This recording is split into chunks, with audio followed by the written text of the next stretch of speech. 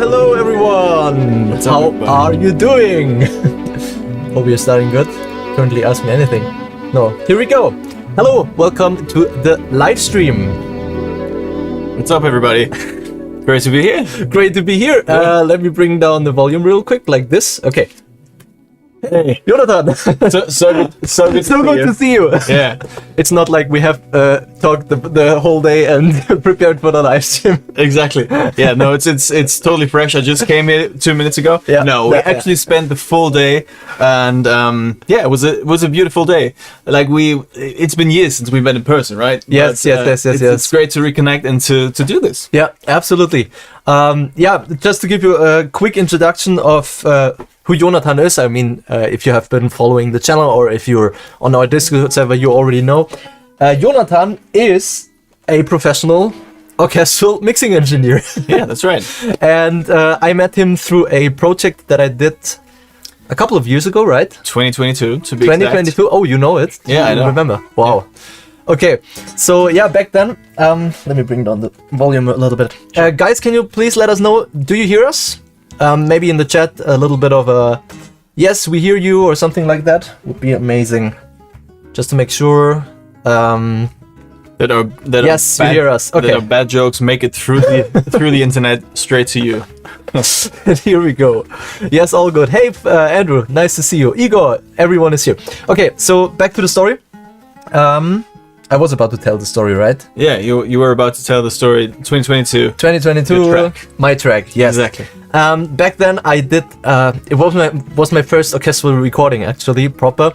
And I had this recording, and I wanted to mix it, but I was a little bit overwhelmed by all the tracks and stuff. And I knew back then with this orchestral piece that I had that I wanted to go to Los Angeles. Yeah. And apply for a assistantship with the composers over there. Yeah. So I knew that I want to have this orchestral piece sound as good as possible. It actually was a soundtrack of a score for an animation movie. And so yeah, I contacted a friend in Munich. His name is Ludwig. He's probably one of the most talented mastering engineers, right? Yeah, he's fantastic. Does amazing things. And Ludwig always has these great connections to all sorts of wonderful people in the industry. So that's how we met, through Ludwig. And I did send you the stems, and I got a mix within 1 or 2 days, I think. Yeah. Sure. We talked about it. It was a certain day. I get the files, I mix it, I send it back. That's how that goes. Yeah. Wow, and it sounded amazing. How about? Yeah, why don't we play it? Like, why don't we play it for like a starter? To start the session. All right, let's go. Just a quick disclaimer for anyone watching this in the future, because this will be a video on demand. If you are watching this in the future, there will be timestamps below the video, so you can actually jump to whatever position or whatever you're most interested in. Okay, so here we go. YouTube. Let's bring this up and stream. Shall we? please don't. Let's do it. Okay, let's bring up the mixer for you guys and share the screen. That would also be cool because you don't see anything. So this is Locus Finale, the soundtrack that I composed and you mix. Exactly. Let's give it a listen.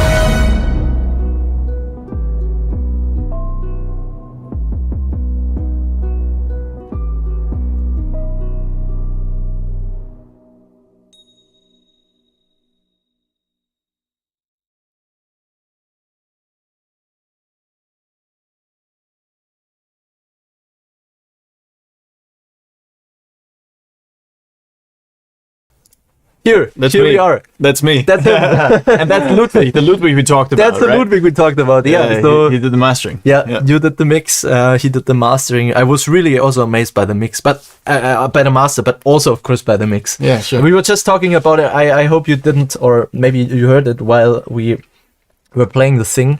Let's make a little. Let me just quickly say, because you're being really humble with your track. Like throughout the day when we talked about it, it's such a cool track, right? Like I actually showed him, right? I showed him. I don't know if you saw it because you saw the screen, I think. I actually had like goosebumps when the big horn line approaches near the end in the last act, basically. So good. I mean, so cool. Such a cool and fun track. Very good. Thank you. And my only reaction was, did we use samples for this? It was he was like, a little bit of samples. We used a little bit of samples. Yeah, I think there's like a layer of cinematic studio brass, if I remember correctly. Yeah, I love these horns. They sound so good. Yeah, in this kind of like epic kind of context.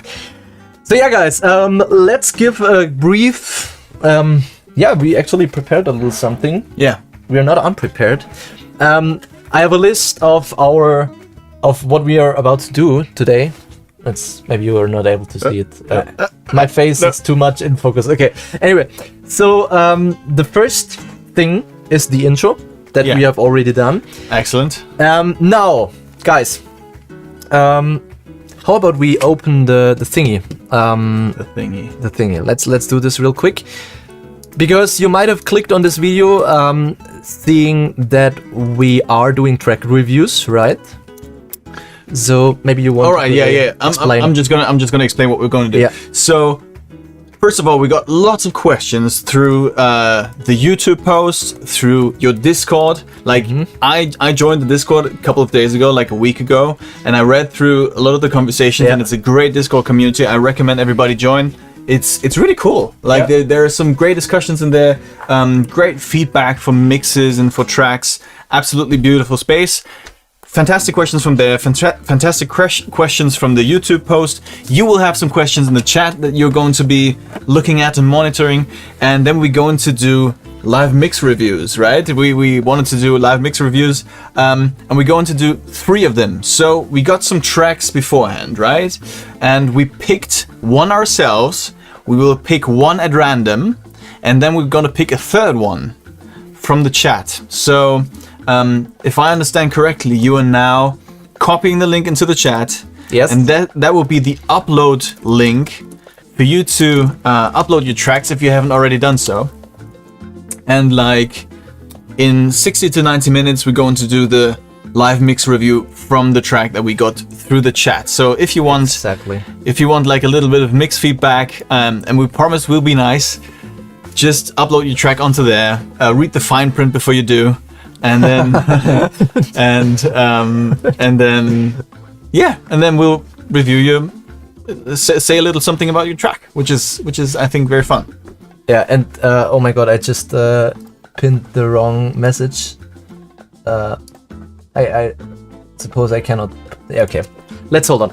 Let's do it. Okay, thank you for the introduction. Sure. And I think we are starting with the pre-selected, with a couple of pre-selected questions. Sure. We have printed them on these beautiful sheets. Right, so I think we're gonna just start with the first one. Yeah, let me just say one or two things before I start answering questions, because this is important. Like, my context for mixing orchestral music or film scores is, of course, you know, these last 15-16 years since I've been doing that, since 2010.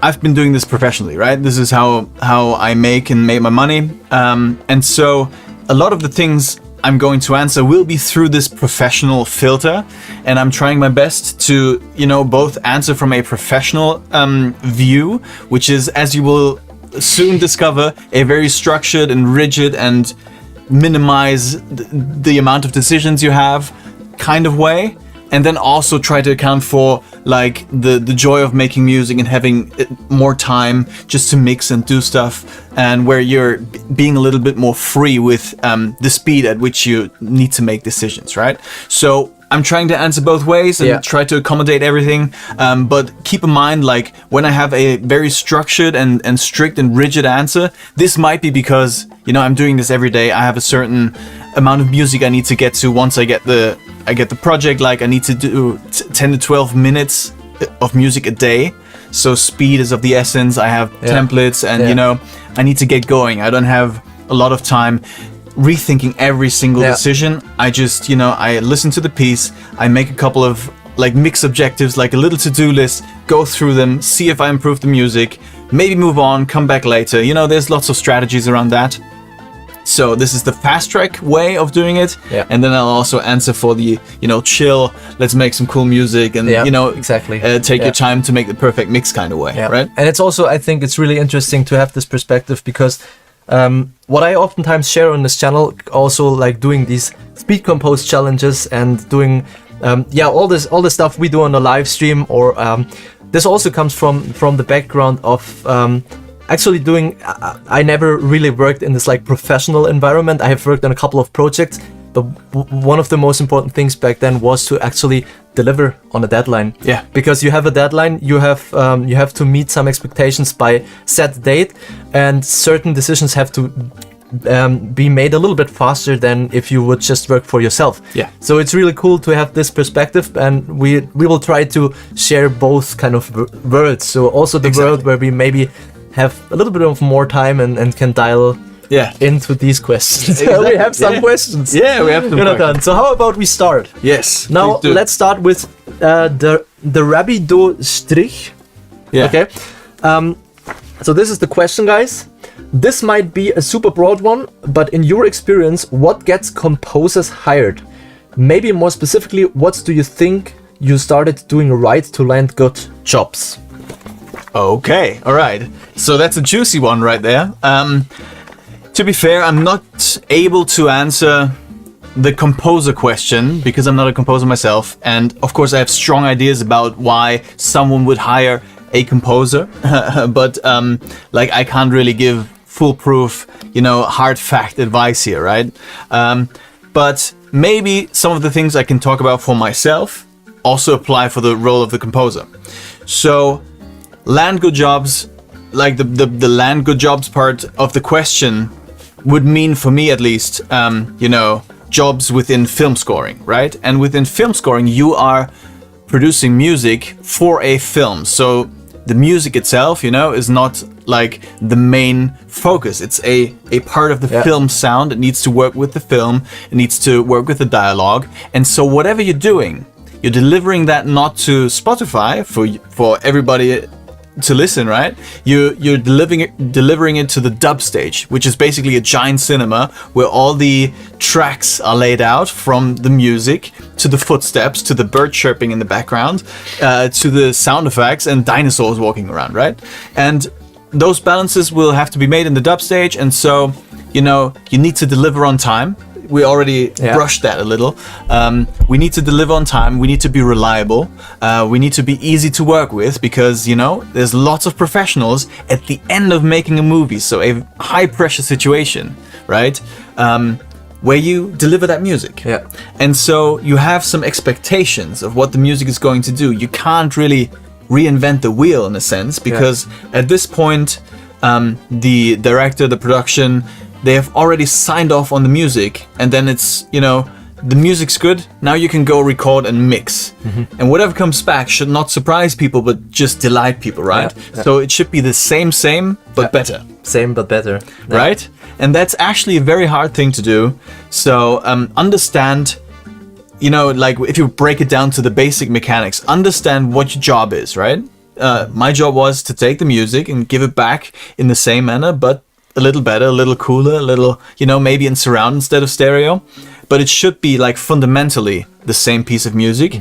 And I should, you know, deliver the music in a way that it's super easy to work with for everybody else that takes the music from me and works with it. Like, did it happen often that people fell so much in love with the pre-mix that they got your mix and said like, dude, that's not what we wanted. We wanted the mix of the thing we had. Yeah, of course. You will have certain directors, both male and female, who have very strong ideas on, how a certain piece of music. It's always 1 or 2 pieces per film. Yeah. Right? You over a film, you have maybe 30, 40, 50 different pieces of music, but it's always 1 or 2 that have such importance. Yeah. That any nuance. Yeah. That's being changed is really critical. Yeah. And so yes, I've definitely had situations where the mix was played in the cinema, and then there's no place for ego at that moment. If somebody says, I do not like the sound of that solo instrument that I heard for the last 6 months. Yeah. Please throw away the recording you did for 2,000 euros a day in some fancy studio. Throw it away. I want the mock-up. Yeah. Like the demo solo strings, right?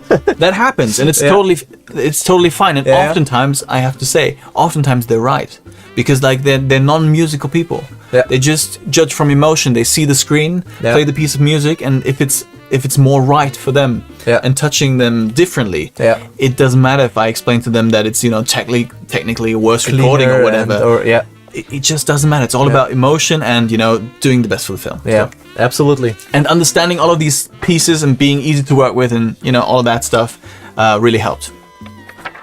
All right. Thank you. Sure. Let's move on to Axel Sand. We had a little bit of a conversation. I think he's called Axel Sand because he's a German. Axel Sand, grüß dich. Grüß dich, Axel, in case you're watching.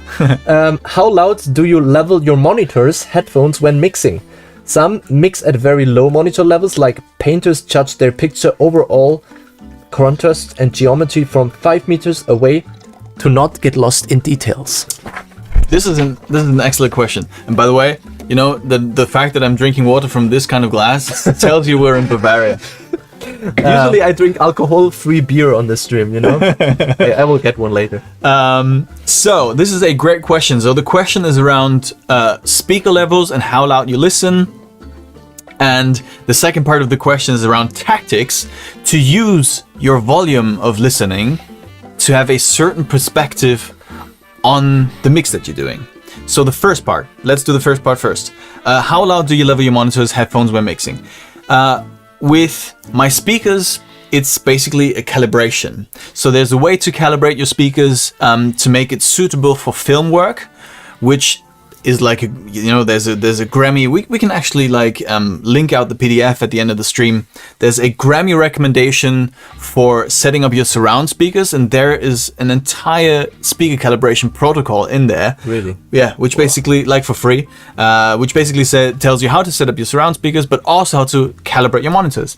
And by the way, a quick one. We will share it in our Discord server. In the Discord, yeah. In the Discord, so you have to join the Discord. Yeah. No, not because of that, but I think we will forget it. It will get lost in the chat. So maybe Igor, if you're reading this, maybe you can just quickly write it down. That we will send the. How was it called? Grammy. Grammy recommendation surround setup. Okay. When you Google that or search for that, the PDF will pop up. Okay, perfect. Sorry to interrupt you. Don't worry, I'll take another sip. Right. So. And the calibration accounts for the fact that there's a thing with a so-called Fletcher-Munson curve. So our ears are most sensitive to the mid-range where voice is, right? All the intelligibility, is that the right word? I think so. The understanding of words is in the mid-range. Speaking in frequency? Frequencies would be between 1 and 4K. 1 and 4K. So, or 1,000 and 4,000 hertz, right? Yeah. And so the Fletcher-Munson curve basically shows you that when you listen very quietly, you will only basically hear mid-range and less low-end and less high-end. Yeah. And when you listen very loudly, you will hear more bass and more treble, and the mid-range will actually be a little softer. And so we have to somehow find a great spot in the middle where our hearing is flat. That's how it starts, right? And that calibration is usually at around there are some numbers out there, but 97 dB SPL, like you can measure that with your phone or with an SPL meter, like with a proper measuring microphone.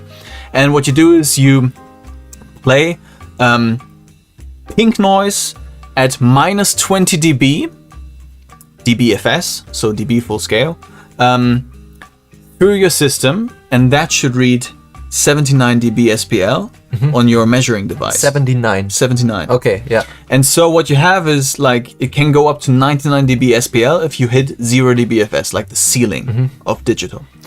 And that is usually an area where you can work in a very flat manner in terms of like your hearing.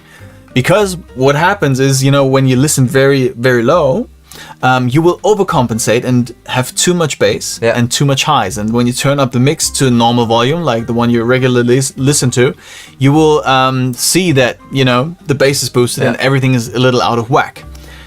Conversely, if you listen very loudly, you will lower the bass, you will take off the high end, and what you are left with is just the mid-range, basically. And that's how you get those narrow, sometimes boxy mixes. And when you mix in the middle, you don't automatically mix correctly, but you have the best chance of achieving the best frequency balance. And so, long answer, but do a speaker calibration, and really, like when you have a volume control somewhere, mark it with a Sharpie or with like a little what are those called? The tacks, thumbtacks.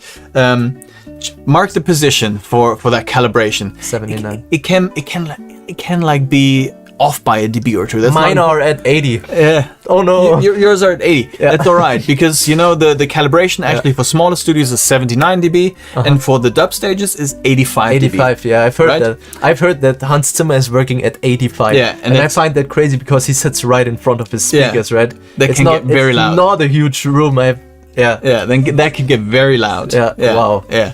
And so calibrate your monitors. That's the basic thing. And once you have a feeling for that loudness, I try to kind of match the subjective perceived loudness of that in my headphones, and I try to be a little lower just for you know, not damaging my ears. Okay, interesting. But try to get the same feeling of presence. You know, you will feel it when you mix too low and too high. Second part of the question, mixing very low, right? Has the danger, like the second part of the question is, some mix at very low monitor levels, like painters judge their picture overall contrast and geometry from 5 meters away to not get lost in details. And that is a very cool trick to do with your mix.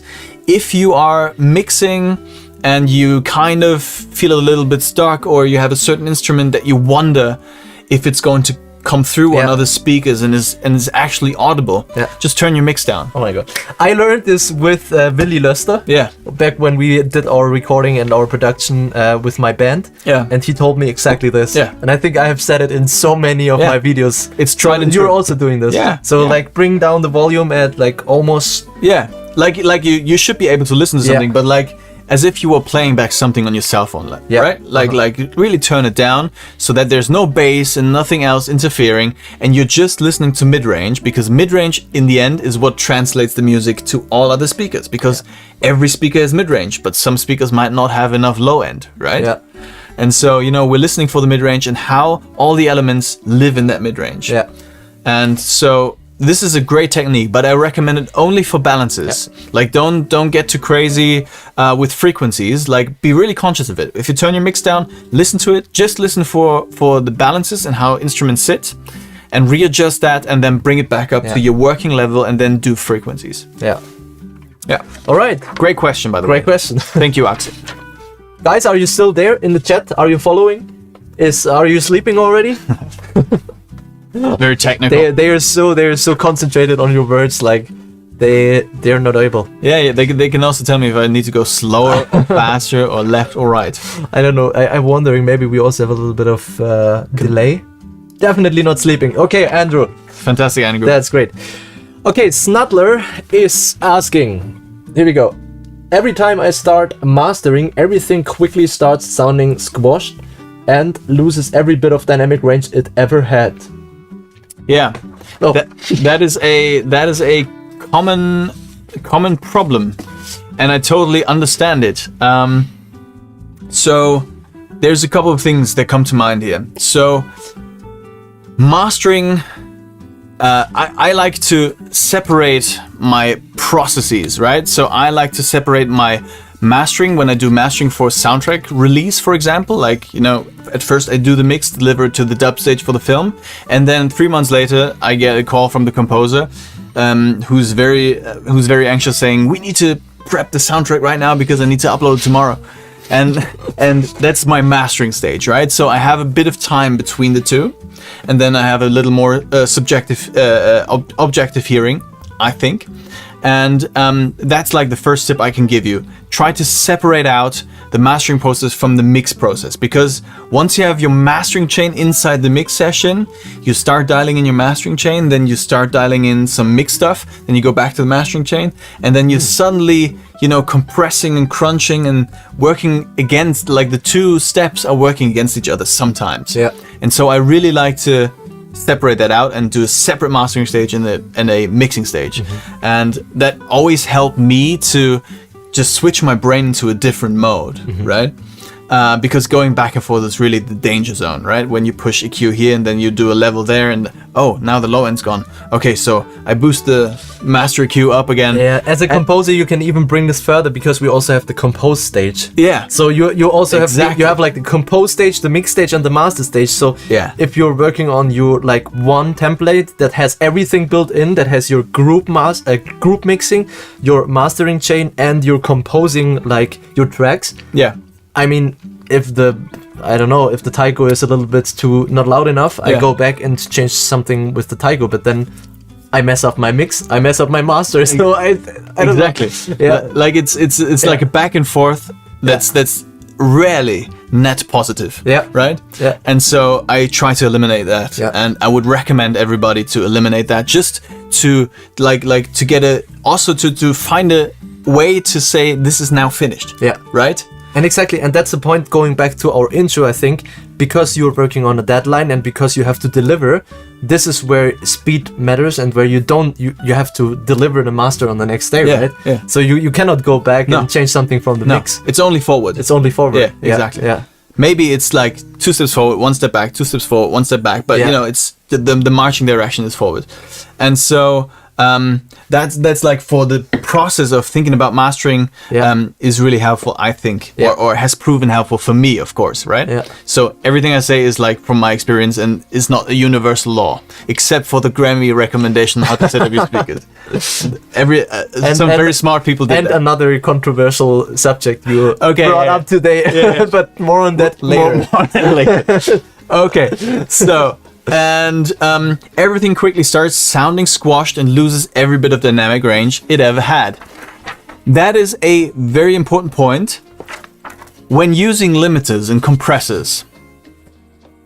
Like, you will always like shave things off from the top of your mix. Like when you look at the mix, that's also like a beautiful thing. When you split out the mastering, you will see your mix as a waveform, and you will know like this last section is the loudest, and when I push up my limiter, this will start to sound bad quicker than the first 2/3 of my track.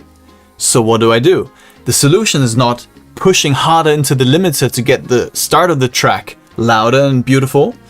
The solution is leveling your mix into the limiter so that the first section hits the limiter 3 dB hotter, and then doing a soft level ride into the last section so that the limiter doesn't work as hard in the back part of the track. So right? you're to say it in practical terms, you are using automation lanes to automate the overall volume of your mix before you hit your master plugin, right? Exactly. Like the input level of your master. Right. So like when you just want to hit like, let's say 5 dB max on your limiter. Like if you really want to get commercially loud, like, all the great soundtracks out there, you need to hit your limiter hard, but only to the point where it does not take away, low end and starts to sound squashy. You will have to, work up to that ceiling, and then it stops. And then, I would actually take a break and think about what you can do to lift up the level of the rest of the track to bring it closer to the limiter, because the limiter will not be working in the first 2/3 of the track, right? Yeah. And so volume automation before the limiter into the processor is the way to go. Yeah. And you would actually be surprised, like if you looked at the waveforms of like many commercial soundtracks, like the Hans Zimmer soundtracks of this world, large parts of it are not in the limiter, not clipped. Yeah.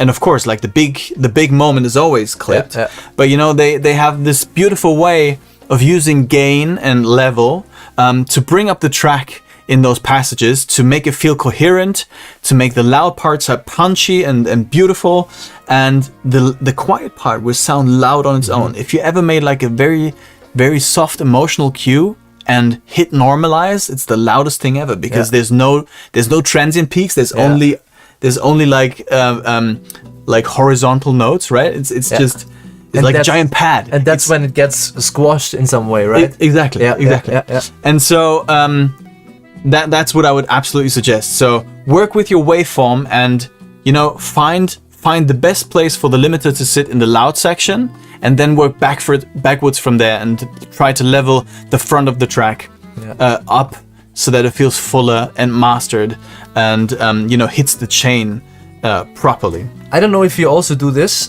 Jonathan, but when I master something myself, then I will also like bring it back into the project again to double check the waveform and to actually like visually understand, okay, maybe there's a portion of my master where I need to bring it up a little more, just by visually checking it, not only audibly but by visually rechecking. Do you also do that? Yeah, that's a great. After every bounce, everything just pops into my session for me to have it just a quick look at. Right. So that I know that the stems are printed and everything, and nothing was messed up. There's no like clipping. Over. And great. so that would be that. By the way, we wanted to do the first mix review at like... Should we? Yeah, like 30 minutes in. So all right. Shall we do like a first little... How about... to mix things up? Yeah, to mix things up. Yeah. No pun intended. LUFS or DB? Maybe we take this one question, okay? Yeah. So LUFS or DB? Yeah, while you prep this, I'll talk about LUFS or DB. The answer will disappoint you, because I personally, very personally, and this is not universal law, this is not like textbook stuff. I think the times I've looked at a LUFS meter like were less than 5 times in my career. Wow. Seriously, like I just don't care to a degree, because I always listen to like the stuff that are my references, and the music I listen to shape my idea of sound are finished masters. They will go to 0 dBFS or, you know, -0.3 dBFS, and will be fully limited and mastered and loud tracks. And some of them might be wrong. When you look at it through the lens of LUFS.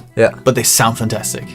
And this is like one of music production's biggest conundrums. Like, we always want to meter things and see things, and, you know, have like some way of of moving forward through a measuring device. And I think LUFS, to a degree, in the way that I work, hinder me from just chasing the perfect sound. And also, is there also something in there's this term called loudness game, where I think I spoke to Ludwig about this, that like the louder you hit the limiter of, let's say, Spotify, because they have their internal limiters and stuff, the more, I don't know, chance you have for the hit to whatever. So there's like this loudness game going on with pop music, with the streamers and everything. But I'm wondering, with soundtracks and especially with film scores where you deliver it to a dub stage, is it important at all? Like, LUFS and loudness are important in a dub stage context, but it's important for the guy after me. Right? Exactly. He or she has to manage loudness for like the cinema and the deliverables and all the specs they do. And so for them, LUFS is very important. Don't get me wrong. But for me, for music, I just basically get the tracks however they are produced, hand them back better than they are, hopefully, which might also include like lowering the overall gain if it's a little too hot in the pre-production stage and would like just sound terrible in cinema, of course. But I would never look at any kind of meter, it's just sound. Even if you, like, because before you said, like, you did master something as a soundtrack release. Yeah. Even then you're not lost? Even then, I'm just listening to the full-scale reference mixes. Yeah. And if I'm like, if the same rules apply, like a track by Hans Zimmer that stops at minus 0.3 dB full scale, if that sounds great, and my mix also stops at minus 0.3 dB full scale, and it also sounds great, I'm good. You're good. Yeah. That's the rule. And I saw this before when we kind of like, because Jonathan came around earlier to get to know my speakers and my system. And I saw it earlier. He was really like taking an eye on my on all of my output levels, and he was trying to match Cubase with Spotify to bring them up to the same level. And then at some point we realized that I have had a volume plugin sitting in my Cubase because of the live stream. So and you were like, okay, now we have our solution. We just need to remove the volume plugin. And now we bring it up to Hans Zimmer's. We were using Time. No, it was the Dark Knight soundtrack. It was Dark Knight, for an upcoming video. To tease a little cool video, by the way. You should watch it. It's coming end of the week, I think. Great video. Jonathan. So let's do a first mix review. Like, time's flying. I told you. It's crazy. We're not. This is going to be a long live stream. I hope. Why not? Okay. Talking about questions, when you have questions, please spare them for later, because we are going to do a quick Ask Me Anything in the chat, but we will not like go back and ask the read all the chat. So if you have any questions, spare them for later. But of course, participate in the chat if you want. Okay.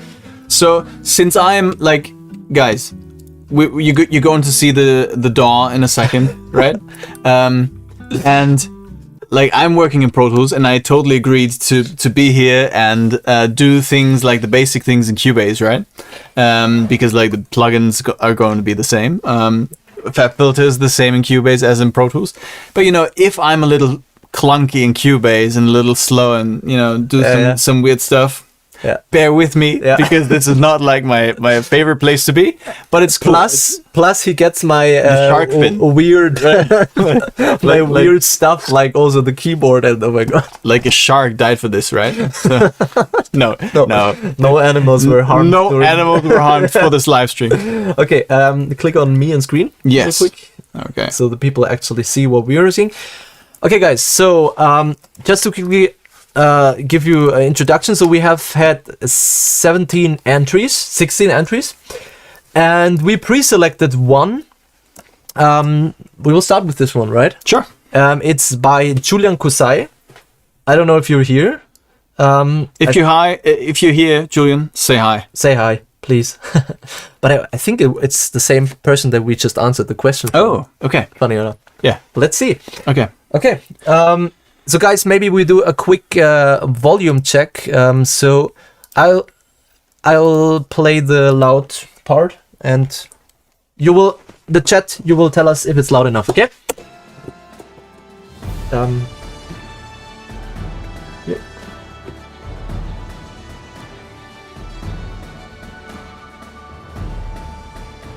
Passt. Okay. Very quiet. Okay, let's bring it up.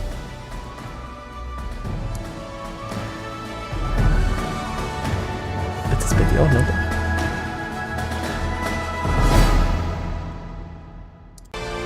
Okay, is it better now?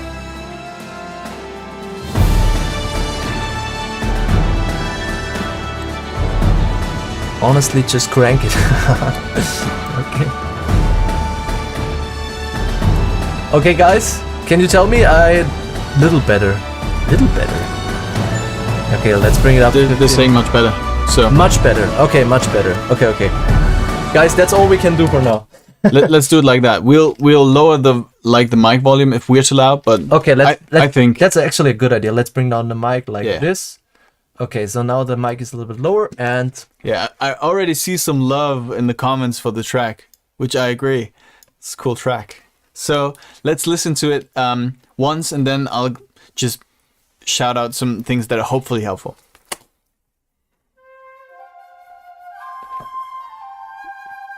Ich check schnell auf dem Handy.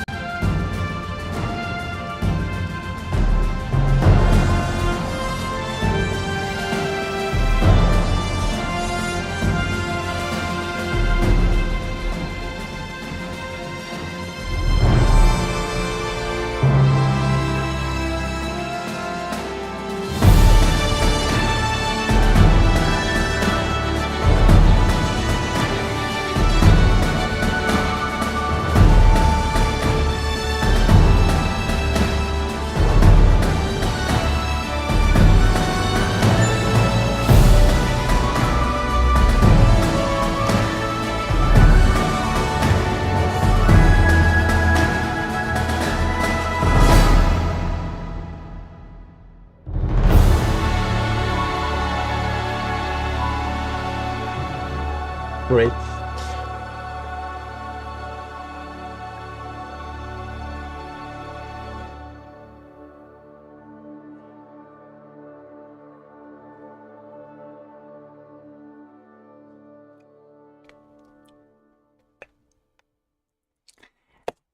It's always important how things.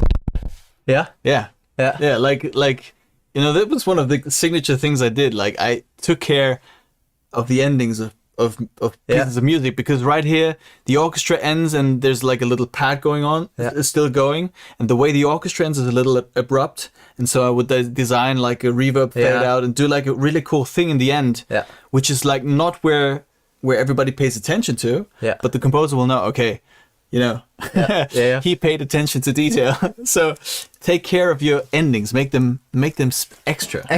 And maybe add a Glockenspieler at the end, that we actually know that it's the end. Yeah, exactly. Just kidding.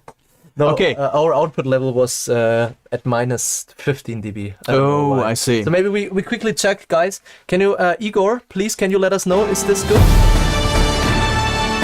Is this good now? We will speak. Let us know if the microphone is good in, like, somebody can tell us, please, is it good? Because I hate nothing more than if you listen to a stream and it doesn't sound good and the balance is out of balance. So much better.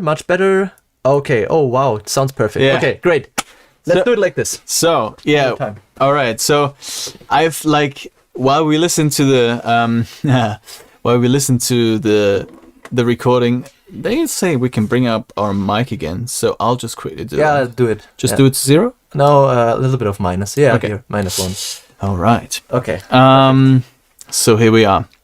This is a cool track. Yeah. Right? So Julian, if you're listening to this, even if you're just listening to or watching the replay, very cool track. I love, I love it, period. I have a couple of ideas how we could work with it and make it a little more maybe polished or commercial sounding. But this is it's got in the file name it says pre-master, so I think this had a little bit of a mastering stage to it as well. But the low end is beautiful, the positioning of the instruments is beautiful. Where I could see some room for improvement personally is that it feels a little scooped, right? So in the root note to, or let's speak in frequencies, in the 200 to let's say 2000 hertz range, there's a little bit of of a chance to get some warmth in there and some heft and some tonality in there. Just in a couple of spots, we'll just quickly demonstrate that with an EQ. Also, when the high strings come in and the brass comes in, it gets a tiny bit spiky to my ears. Very, very personal opinion here. A little spiky in the, let's say, 5 to 6K range. So maybe control that just a little bit. And then the low end is beautiful and like really nice, especially on the hits in the end. But I feel like it could be just a touch more controlled, and if we like take the entire track then and like we subtract a few things and then raise the entire track again because we lose energy and then we put it back, it will be a little more even and maybe translate better from system to system. And in terms of the mixing, I mean, all of those balances, I really like the balances, to be honest, and like the entire programming was beautiful. Someone in there said like maybe the woodwinds could be a little louder in there.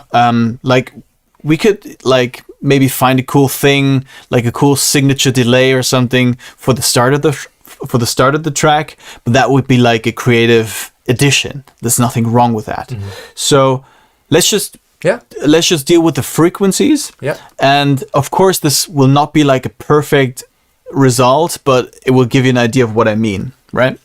So we'll start with the back half of the track, and we'll pull up the EQ, and I'll just do some EQ moves and talk about them later.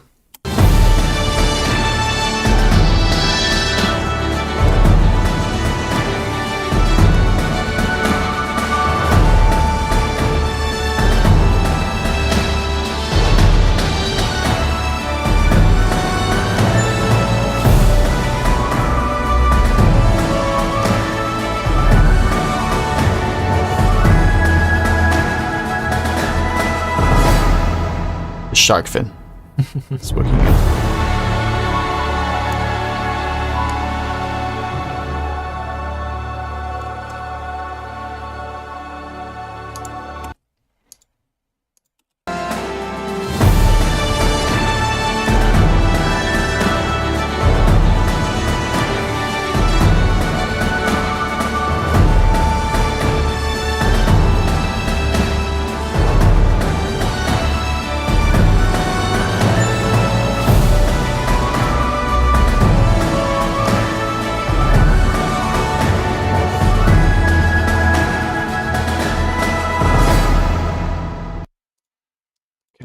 We're almost there.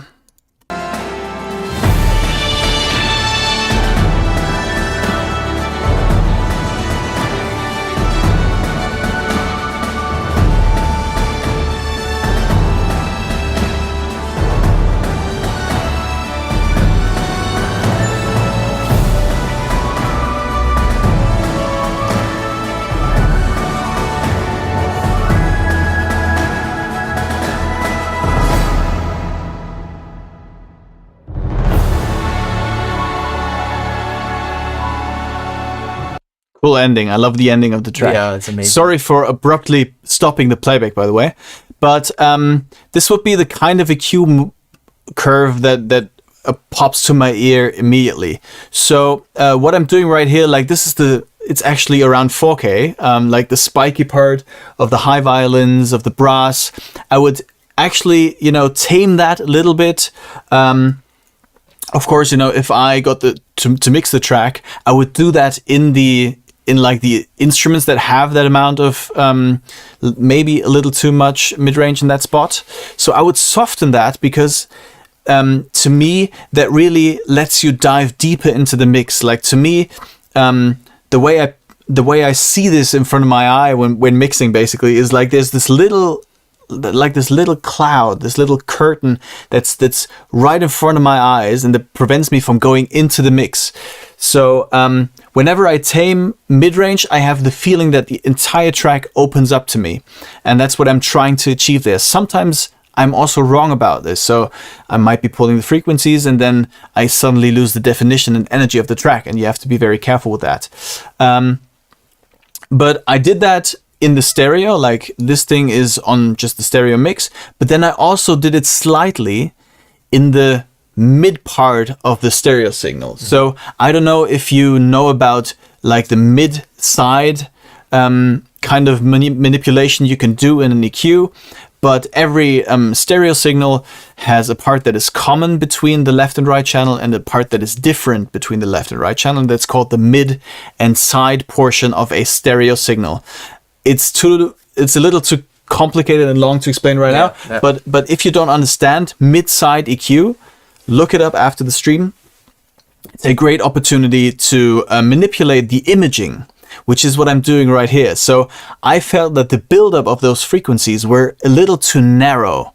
Like it also, pulled the mix a little too much into the middle. And when I dip it in the mid part of the stereo signal, I dip the mids in the mid part of the stereo signal, the mix gets wider. Can I do something real quick? Sure. I would like to quickly show you guys. So if I click, if I isolate this, yeah.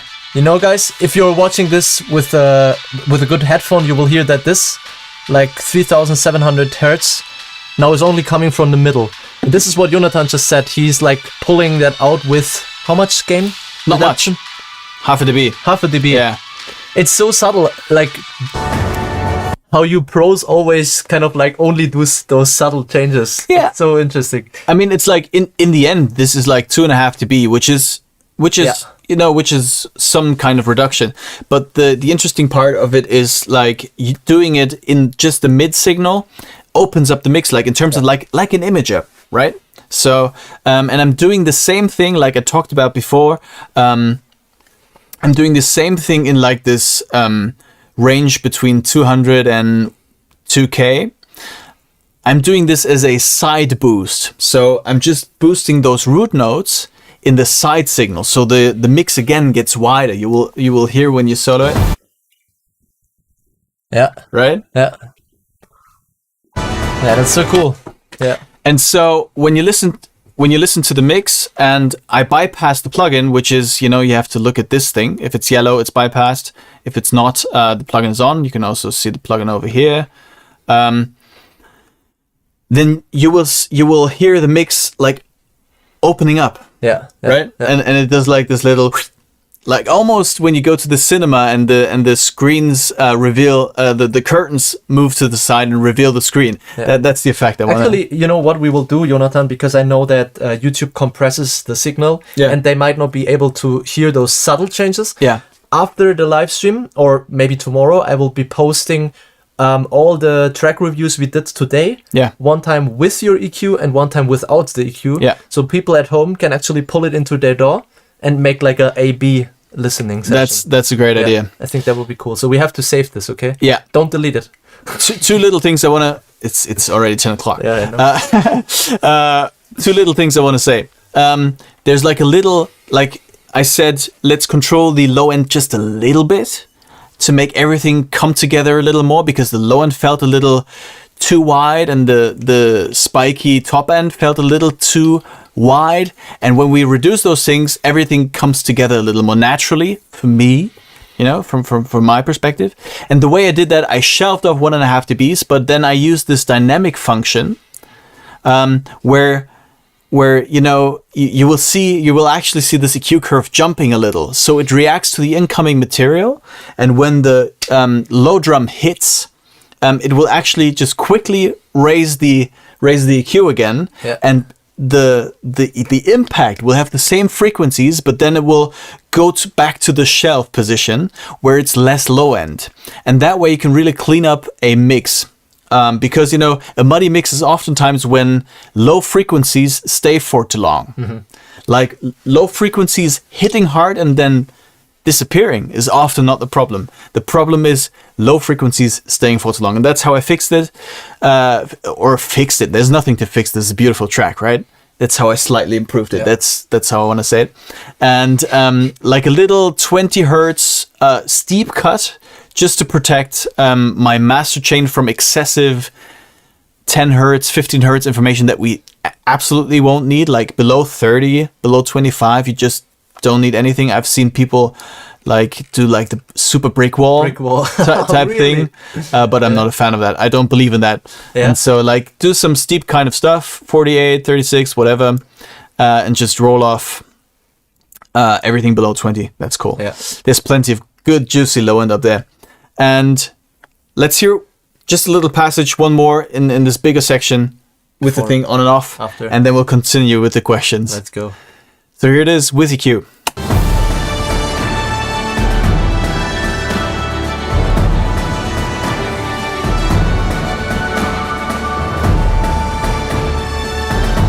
Oh.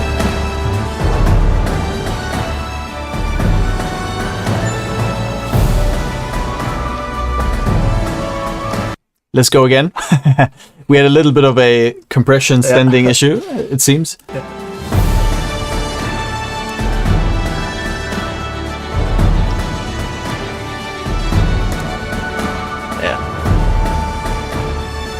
Just listen to, like, I play once more those first 2 bars. Listen to the trumpet and the brass and the high strings. It sounds just a little like this. A little, and it disappears and the whole thing opens up, to me at least.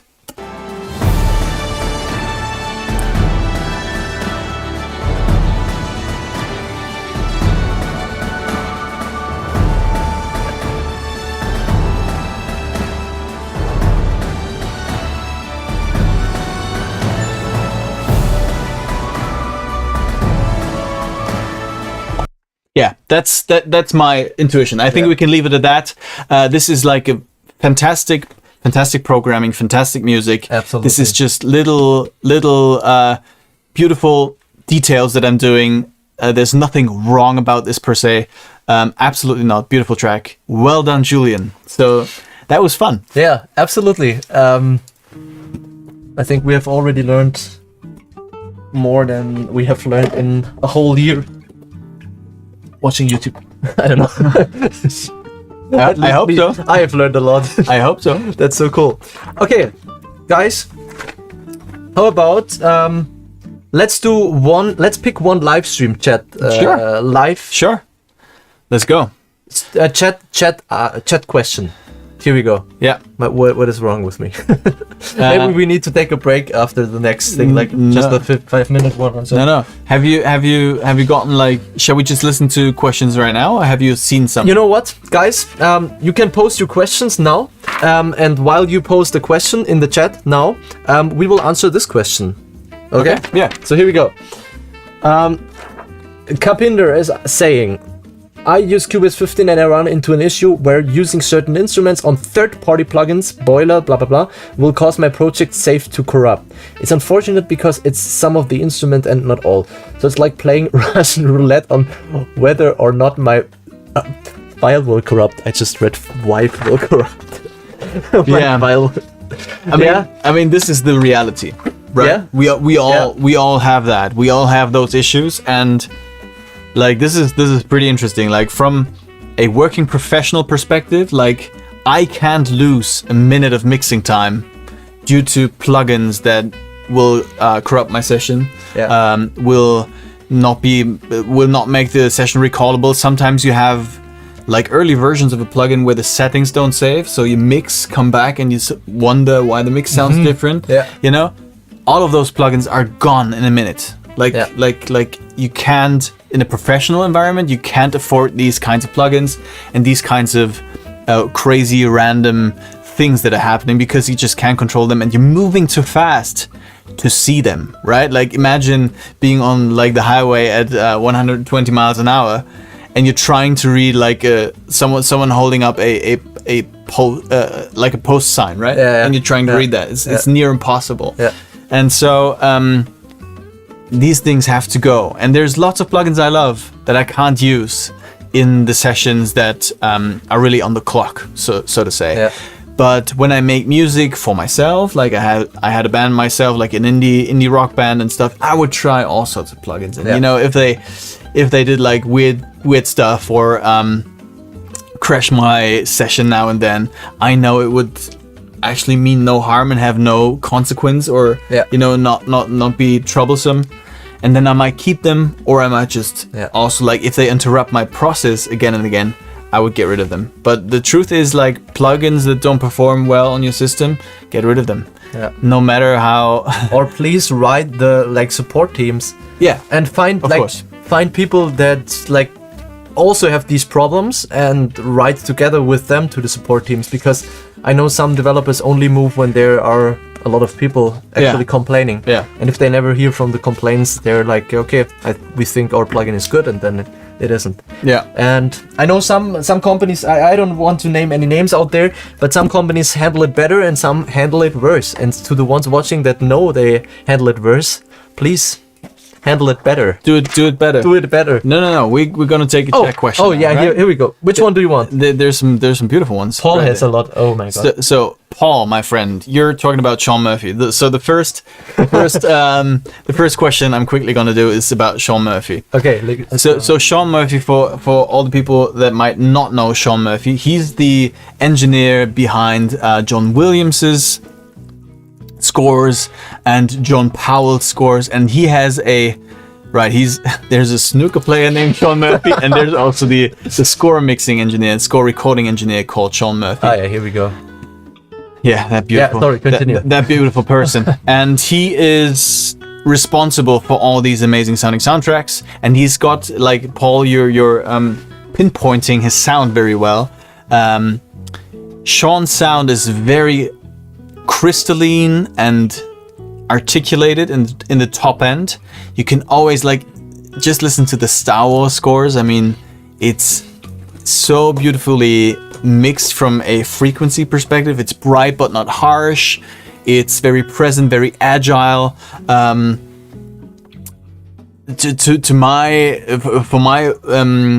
For my feeling, it could sometimes be a little more hefty in the low end.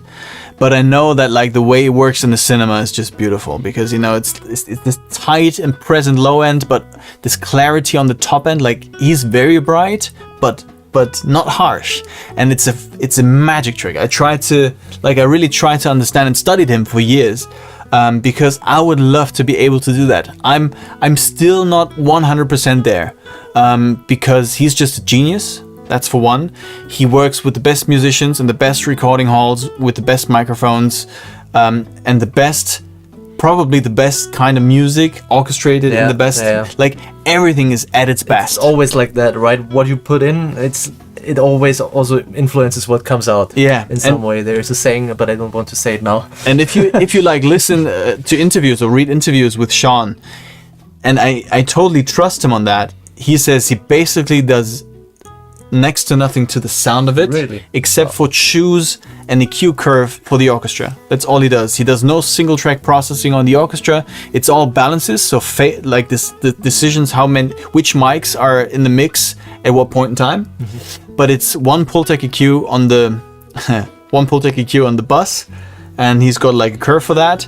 And you will actually hear, like, from the soundtracks, you can always hear the main title. It's on every soundtrack, and it's always a fresh recording. It always sounds a slight bit different. And the Star Wars main title. Yeah. It sounds different from movie to movie. Yeah. And that's Sean being human, but it's always the same Sean sound, right? It's always this bright, articulated, beautiful sound. Sean Murphy's mixes. Great to study, like also the John Powell movies, like How to Train Your Dragon. Fantastic. And this is so. But now so he's asking about rank the biggest contributors. Who would be number one for you? I think like the number one is the music and orchestration, right? Yeah. Because, like, I mean the names. I think that's what he wanted to say. I think like biggest contributors to the sound.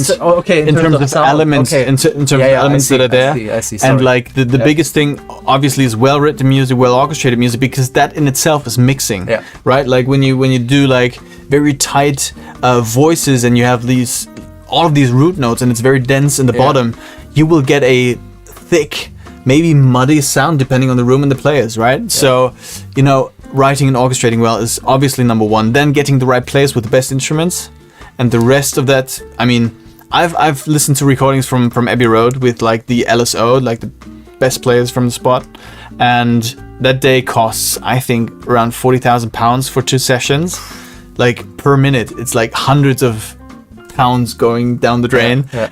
Not going down the drain, but you know, it's really expensive. So it's pounds well spent, because like if I just listen to the 3 mics that are above the conductor, the so-called decatry, it's like almost a finished Abbey Road sound. You have mixed Abbey Road productions, or like I've received some files from Abbey Road to mix as well, but not like the full movie that went to Abbey Road. Yeah, okay. Like I had like a brass section coming from Abbey Road and a string section coming from Budapest or whatever. Yeah. You know, there's always like things happening with some productions, tracks coming from everywhere, and you combine them, and it's a little crazy sometimes. But like every single multi-track session I ever got from Abbey Road, where I could listen to the 3 mics, it was like almost finished. Yeah. Wow. So good.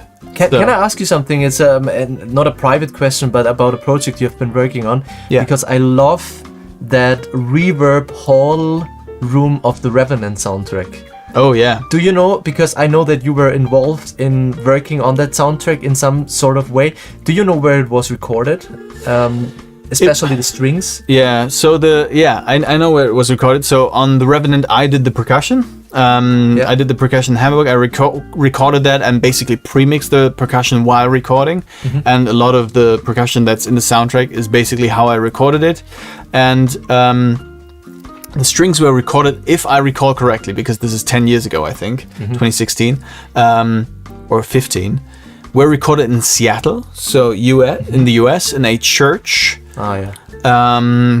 And this was like a string section that was booked for that, like a telephone orchestra, right? So they contracted several players. It was not from one orchestral body. Yeah. It was several session players in a church, and then they did like lots of cool stuff to mic the hall. Yeah. That's why they got this like huge, lush and beautiful tail. But it's not all natural, I think. Okay. It's also designed with reverb because, like, especially in surround, it's just it's lovely. Yeah. Like the first time the track plays, right? Yeah. In the cinema, it's cool. It's insane. Yeah. Okay, so let's do a second one. All right. So I didn't manage to read. Maybe you can pick a second one. Yeah. Okay. And I'll just do the next thing that's up here. Let's put it like this. Yeah. Okay. Do you want to read it? Yeah. Let's go. What do you struggle with most? Saturation. When? What kind? What frequency? How much wetness? Oversampling on or off? All tracks the same kind, or mix it up?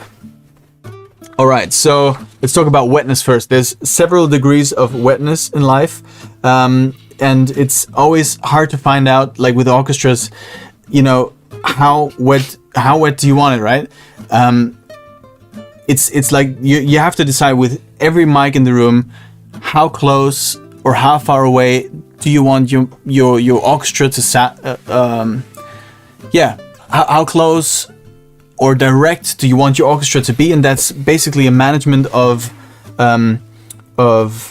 spot microphones, and that also means that for libraries like string libraries, orchestral libraries, you can definitely get in there and change the room portion and surround portion of that library and really try to pull things in front.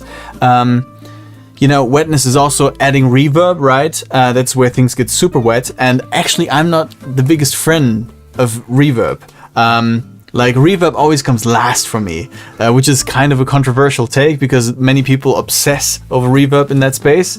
And it's all fine and good. I try to achieve as much clarity as possible through direct mics, through EQ and presence in the upper mid-range, and maybe some transient designing to keep things close. And then I add like room tone and maybe wetness through reverb to basically fill the gaps between mics, or, you know, just wrap everything into this little binding layer. Because if you only have spot mics, it will be a very pointy mix. So you always need room mics. And the same applies for if you have tracks to mix that are very dry and very pointy. You need a little bit of reverb or some kind of room to manage the degree of wetness and, you know, put everything together in the same space and bind everything together, so to say. And that depends on the project. Like I get some, like I have a composer that I really respect, Dasha Dauenhauer. She sends me her tracks and says, no reverb. Really? Like, don't use reverb. Wow. Just use what I might have on my tracks, but do not add reverb. Of course, I add just a little touch of reverb. I sneak it in there, but maybe just, for upmixing into surround. Yeah. And, but I try to be very shy of it. And then you will have other people that say, I want things, super wet and roomy and wide and lush. And, The Revenant is actually a great example, because like this is creative reverb. Like this is not a discussion between is this realistic or not, is this natural or not. It's a creative choice, it's a design choice, right? It's a stylistic element. The reverb becomes its own element, and then it's all good, right? I'm not talking about those kinds of reverb, those creative types of reverb. Yeah. I'm talking about just putting some reverb over everything, which is not an approach I use to make things sound big. Now, saturation. When, what kind, what frequency? I love saturation. I love saturation in bands. So I have a plugin, shout out to Isotope, for Neutron. The Neutron Exciter is a very cool plugin which allows you will have like the same kind of excitement module in Ozone, I believe, where you can basically choose some crossovers. Is it like the saturator by Saturn? No, it's not Saturn-like. Not Saturn-like? Go Ozone.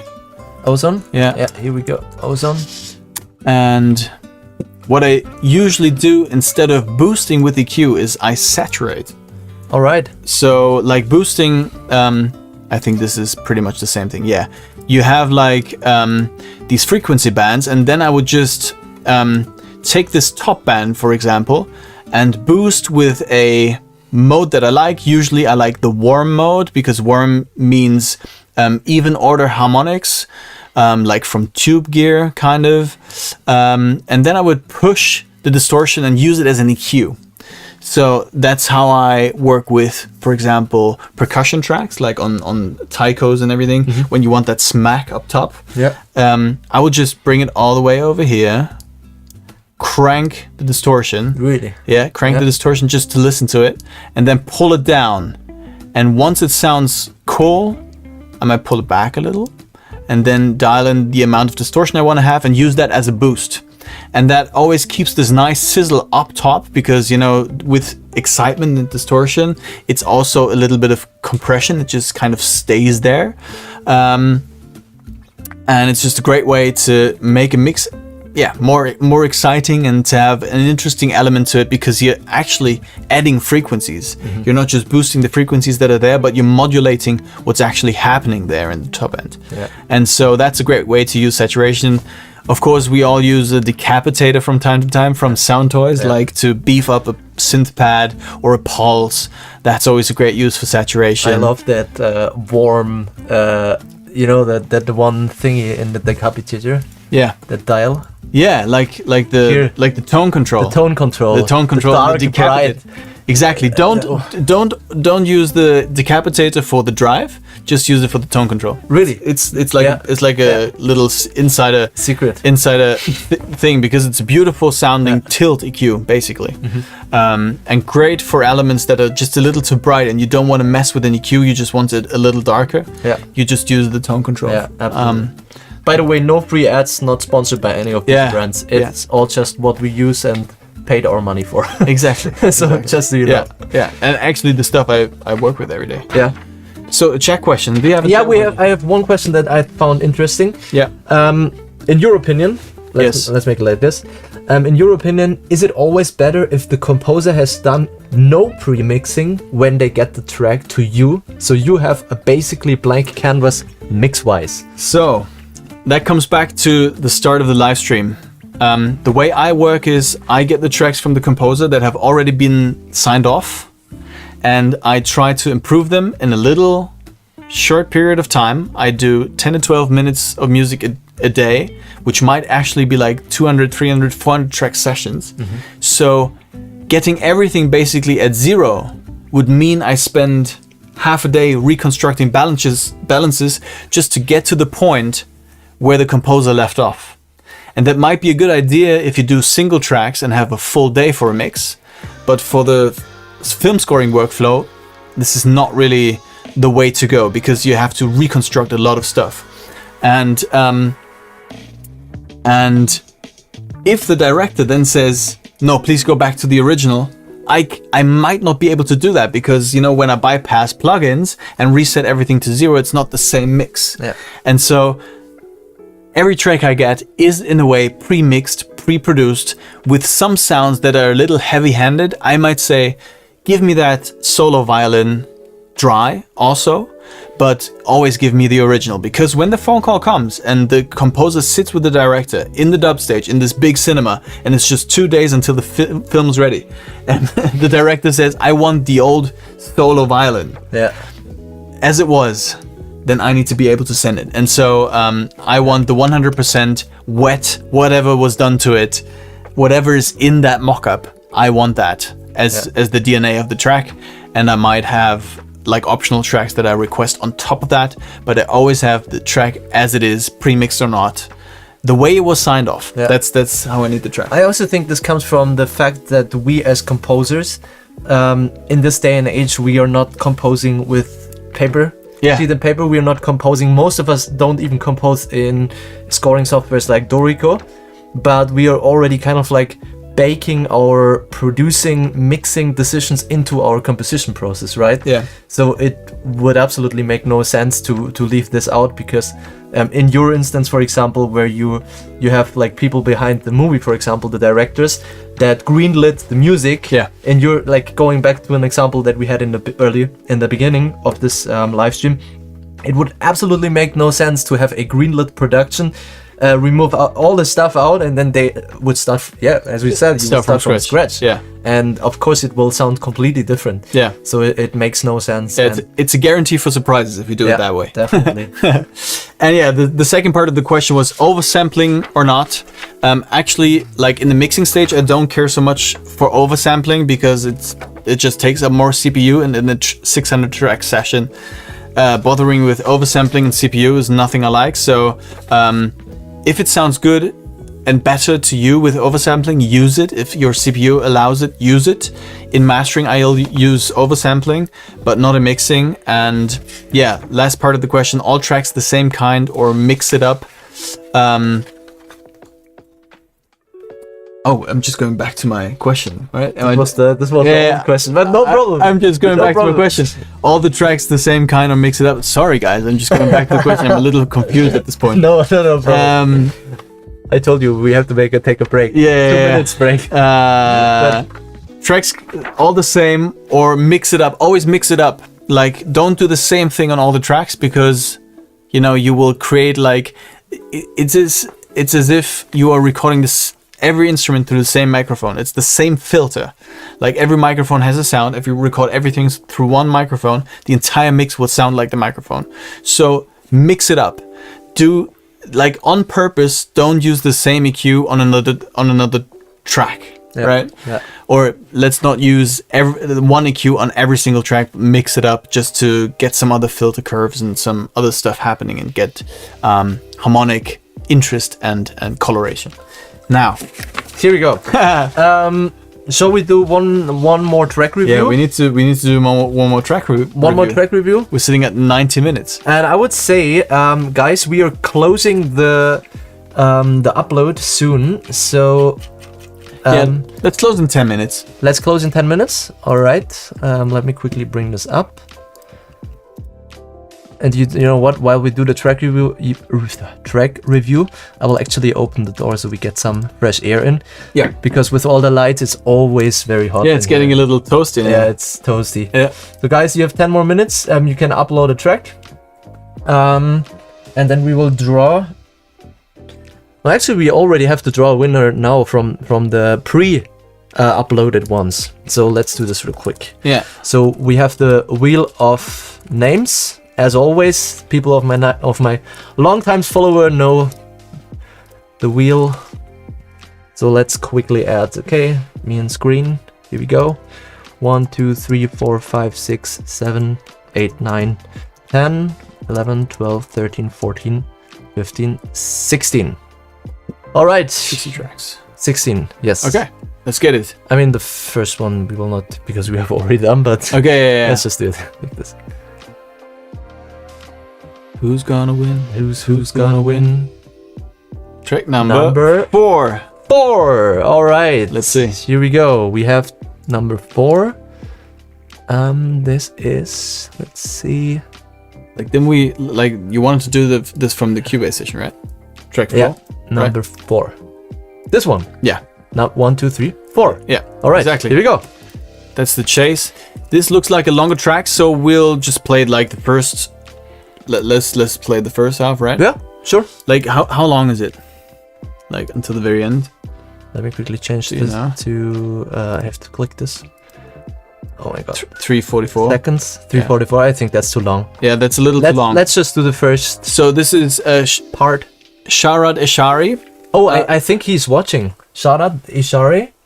At least I know it's someone from our community, so that's really cool. So if we stop like 2 minutes in, maybe you can do like a little fade right there so that the playback stops. Here? Yeah. Okay, let's do And this. do like a little fade. Yeah. Ah, there you go. Hi, Sharad. So we're listening to your track right now. Please, just for the sake of time and getting through getting to do a third track, we'll listen to half of that. Is that okay? If not, tell us. If there's a more interesting section to listen to, tell us. Yeah. We'll listen from the front to the middle, basically. All right, guys. Guys and gals, let's listen to that track.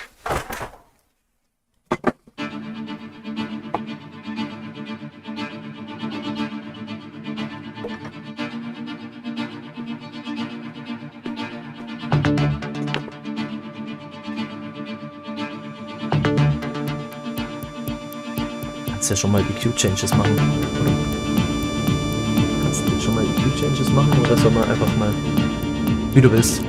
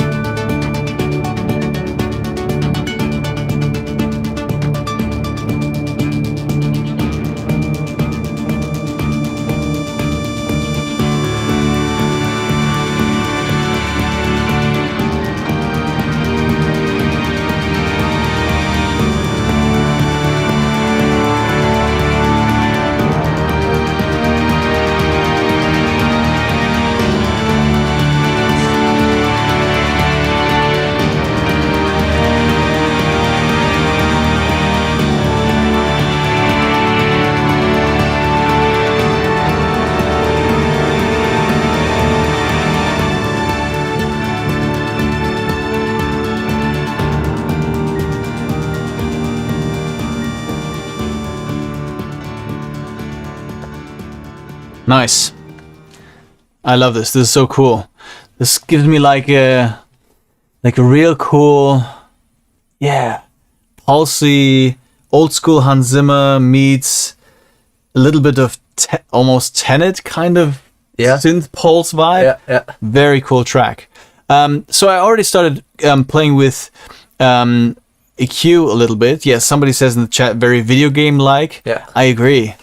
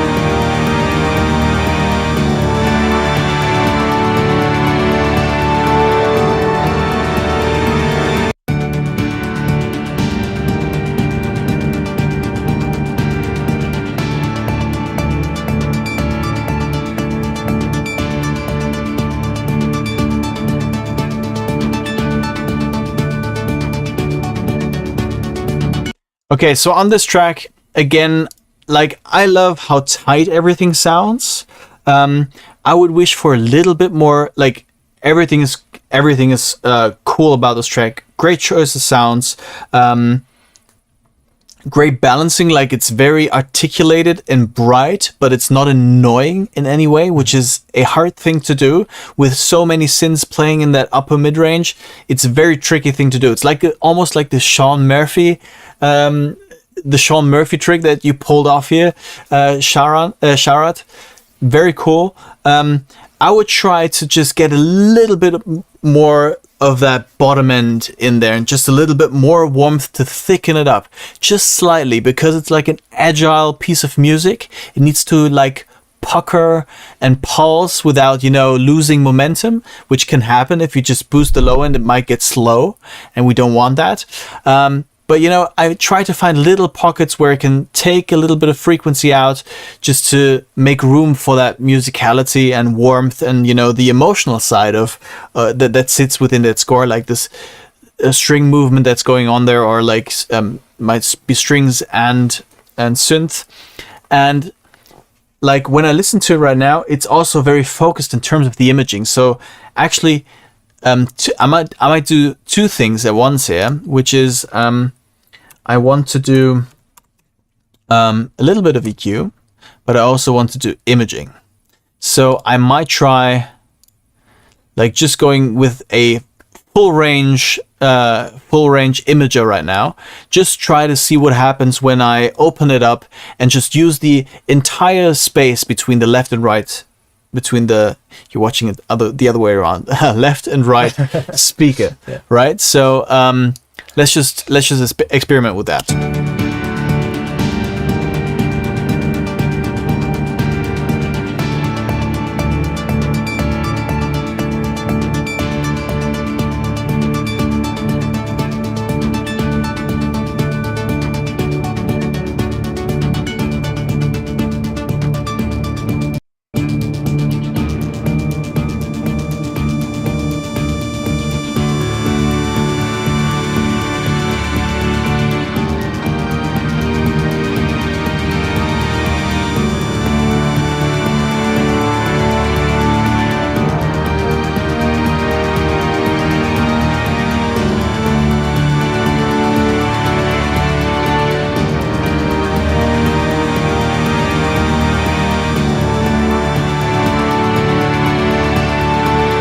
Yeah, maybe you can hear that. Like the thing I did in the imager right here, I didn't do it full range because it didn't sound as good to me.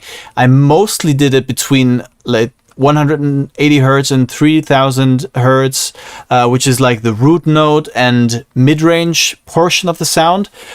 So the bass stays tight in the middle, then frequency-wise it opens up a little and then gets tight again for the upper mid-range, because when I did that for the upper mid-range and top end, it lost its direction and clarity in how like the positions of the sounds was presented. So it just got a little too diffuse for me. So that's why I skipped that. But I really like the warmth and width this mid-band gives. And again, doing just a little bit of mid-range EQ, a little bit of that root note EQ, but with the dynamic elements, so that when the pulses hit, actually the reverb moves a little. And I think when I do this, I can bypass the entire chain, right? Exactly. So we listen to the track again and just bypass for a second.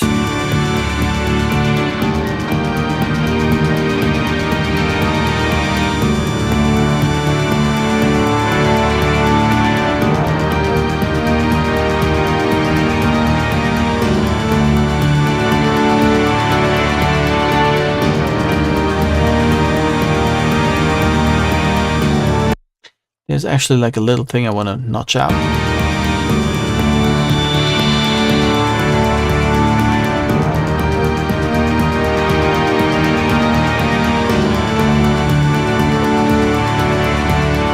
Do you ever use the notch?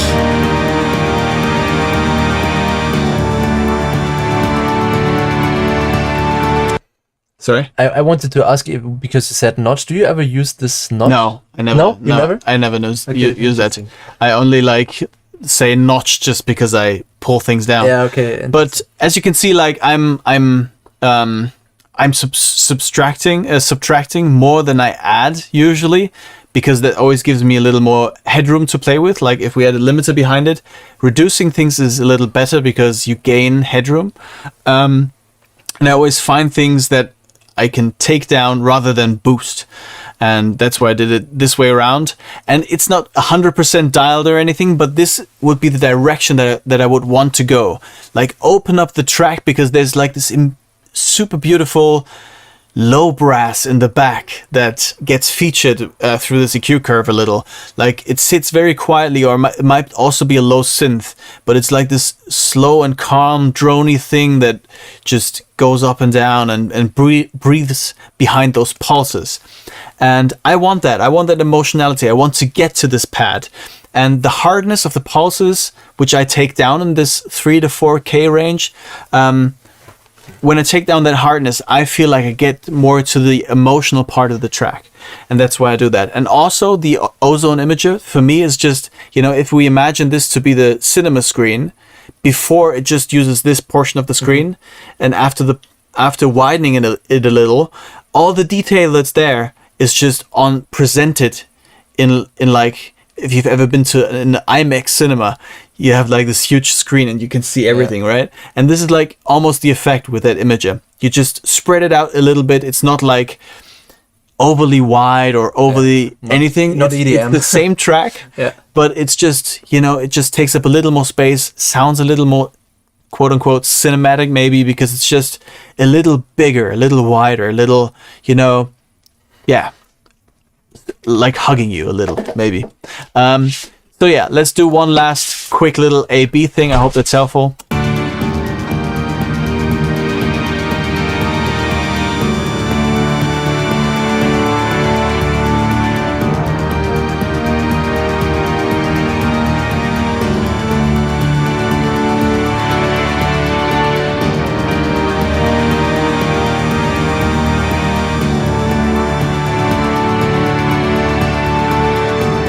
Beautiful.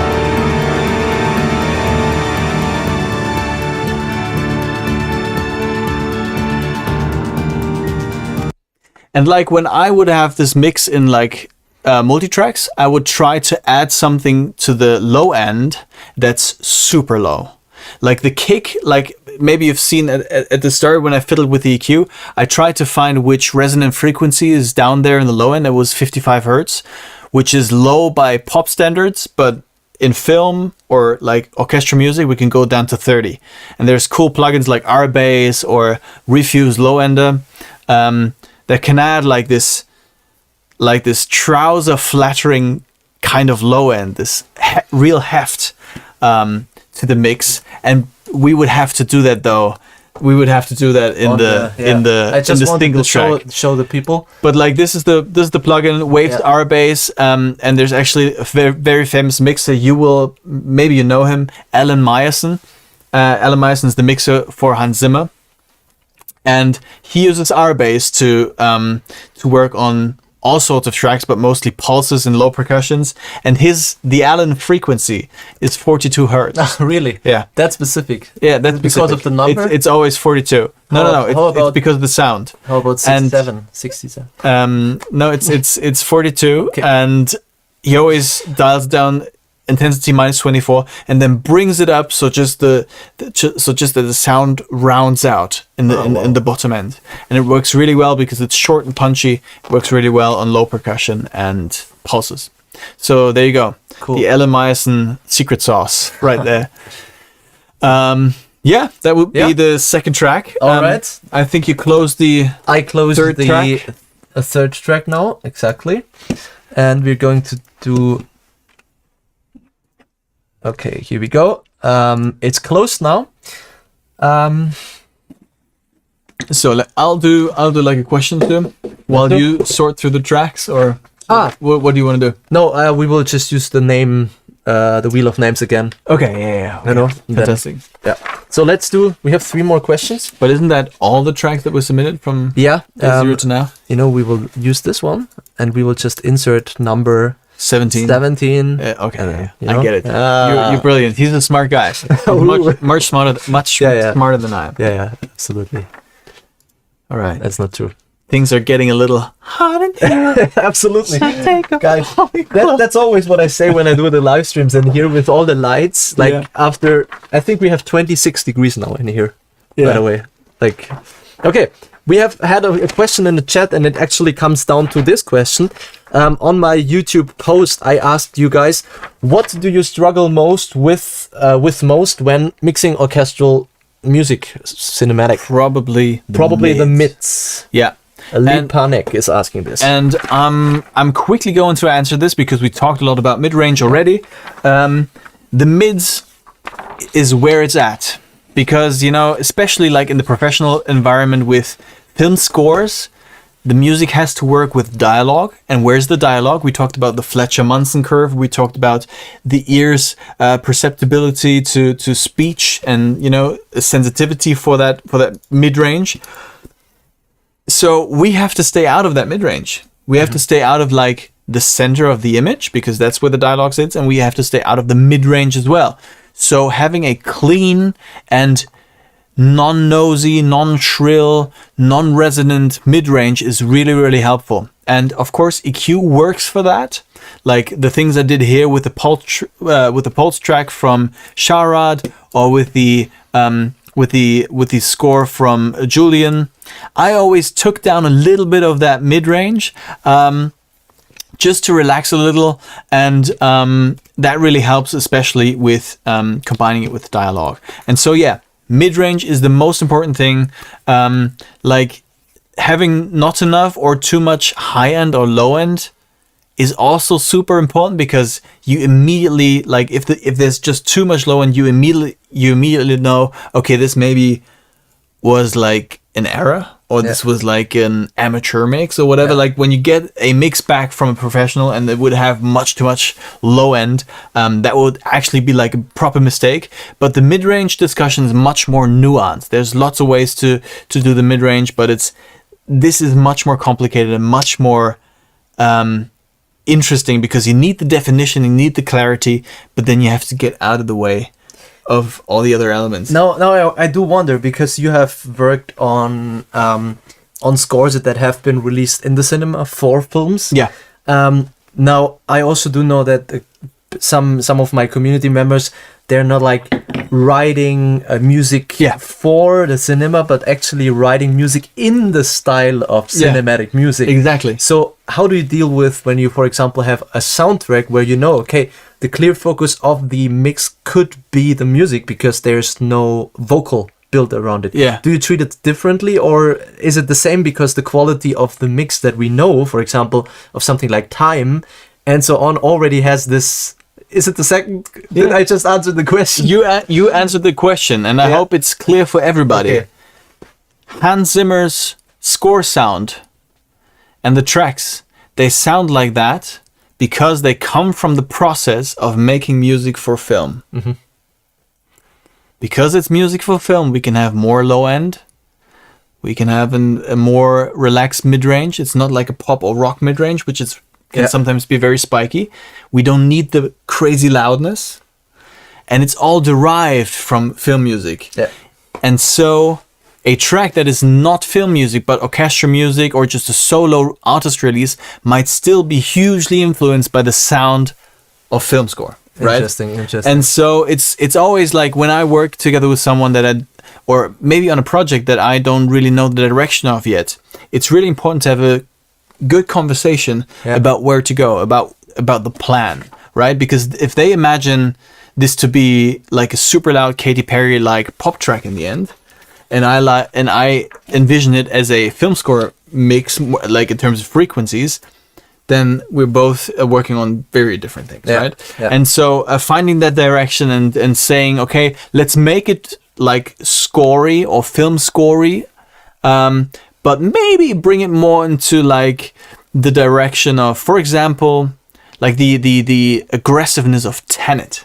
Yeah. Tenet is a pretty articulated and aggressive kind of sound, a very modern sound, especially with the 808s and stuff.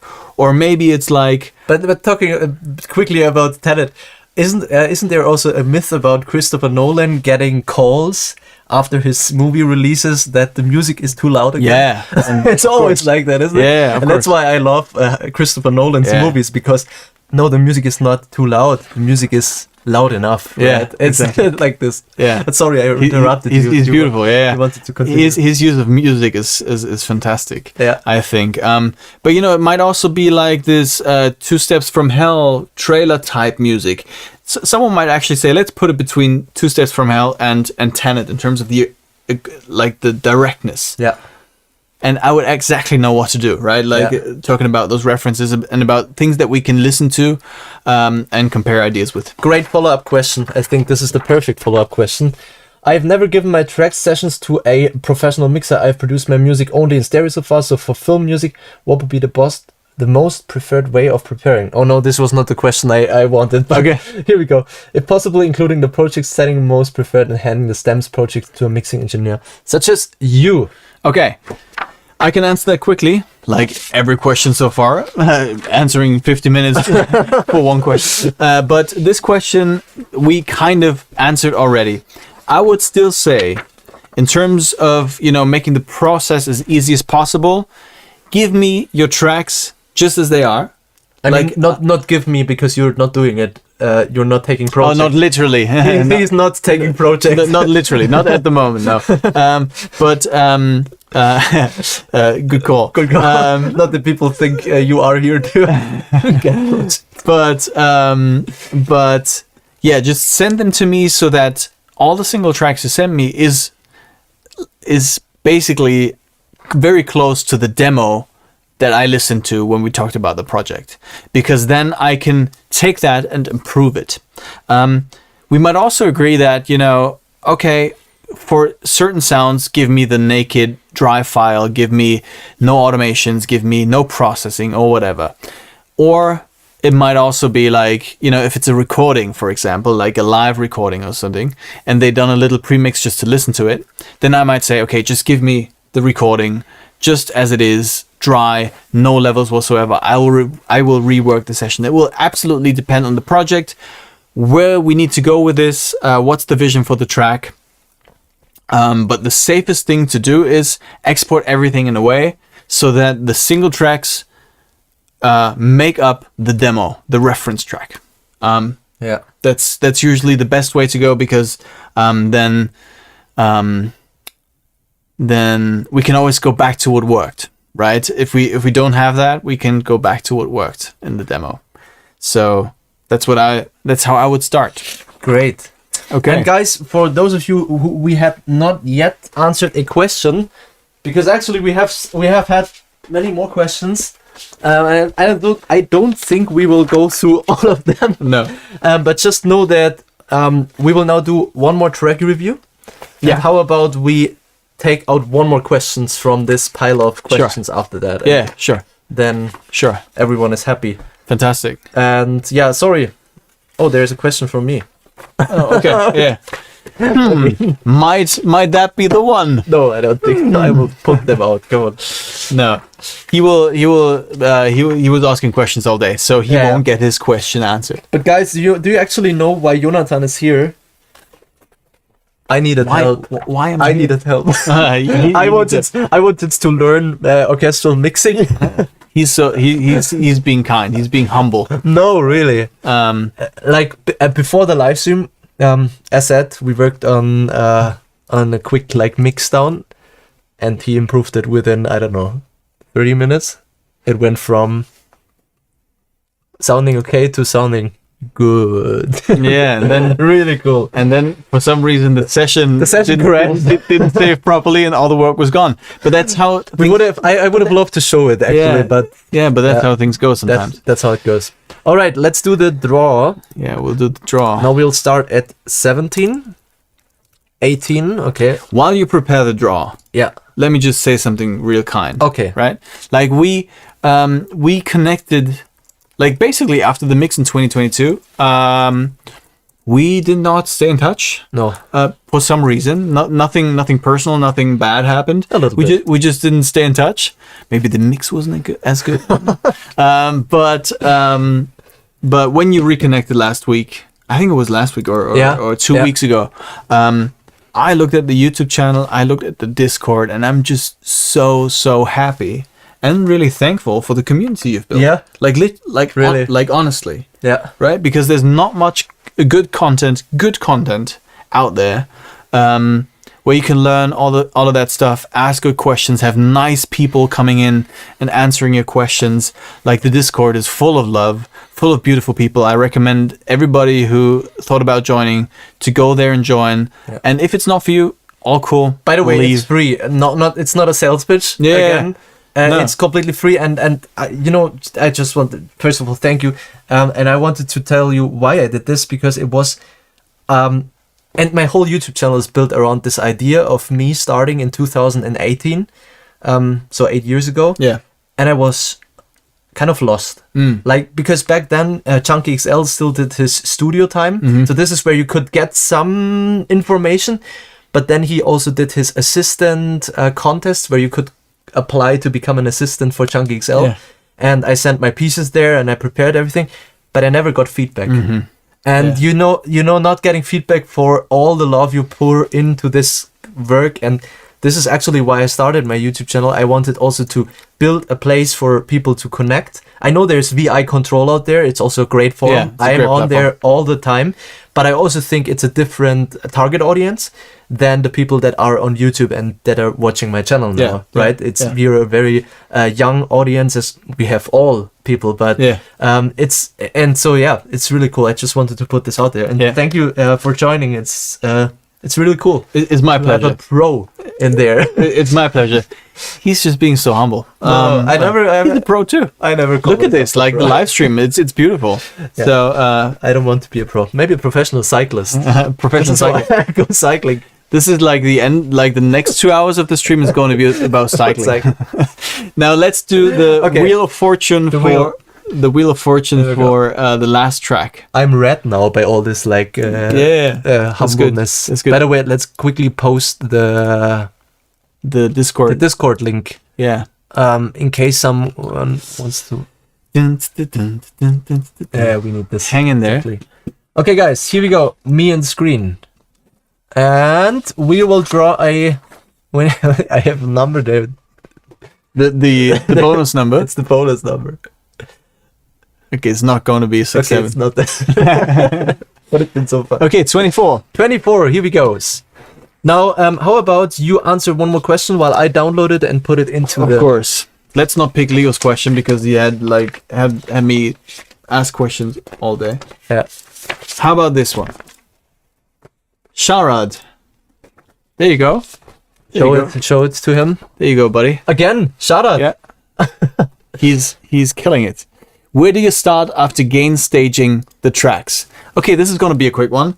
Like I told you a couple of times, the tracks I usually get have a working balance of some sort because they make up the demo, they make up the reference track, they make up some point that has been approved by production or the director. Or if it's not for film score, I still, want to get a starting point, how the composer or writer or producer envisioned it so far.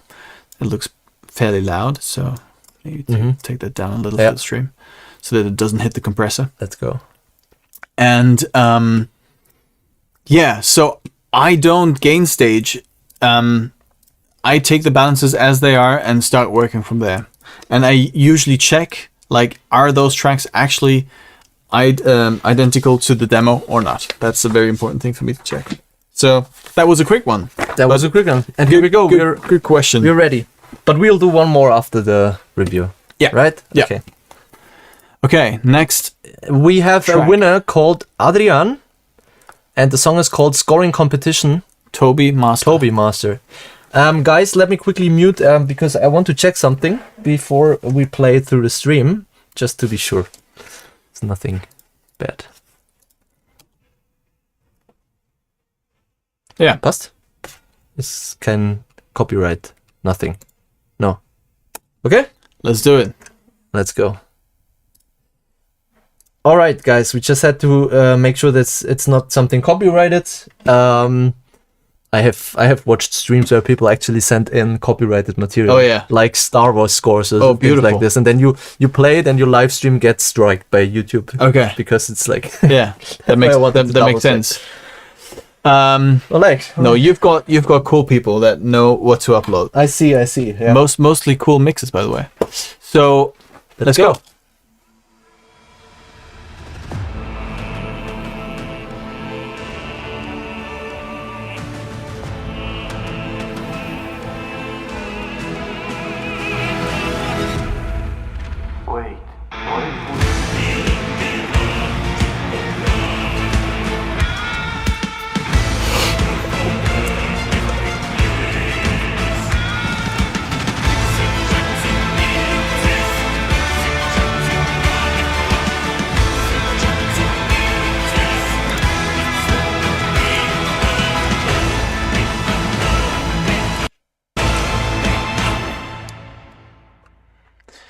Okay, cool track. This is almost like a Rammstein kind of Rammstein meets cinematic orchestra kind of vibe. Absolutely cool. Yeah. We'll just quickly normalize this and pull down the limiter 4 dB because this is a master. This is already up there. Like we can see when we play it back right here.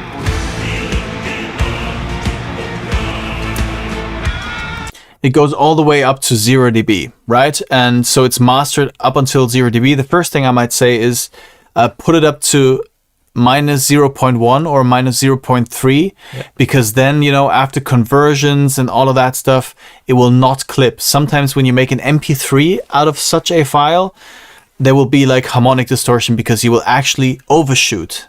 And so minus 0.3 or minus 0.5 is a safe kind of headroom and ceiling to give. We'll start from the section where the drum set comes in.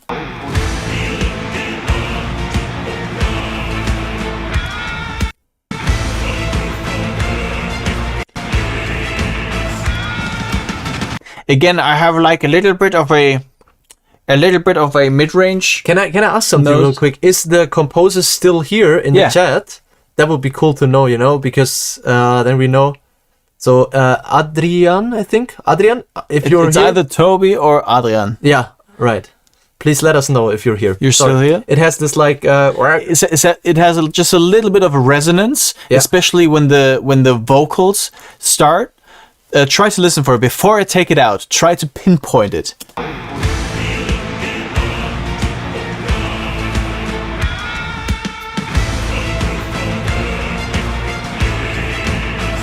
Okay, here it is. Listen to this.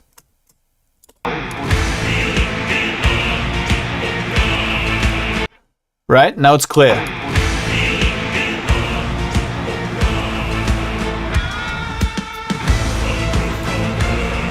But interestingly, if I take it out now, I'm losing a bit of that, like the aggression of the track, right? Mm-hmm. Because it's just the vocal that's a little resonant here.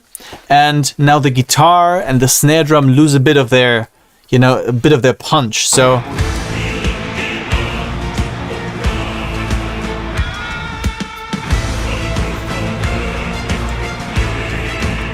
you always have to be careful with that. But I think I would still do it. I also like, as a first reaction, I would love just a little bit more, like really low end under that kick drum. Mm-hmm.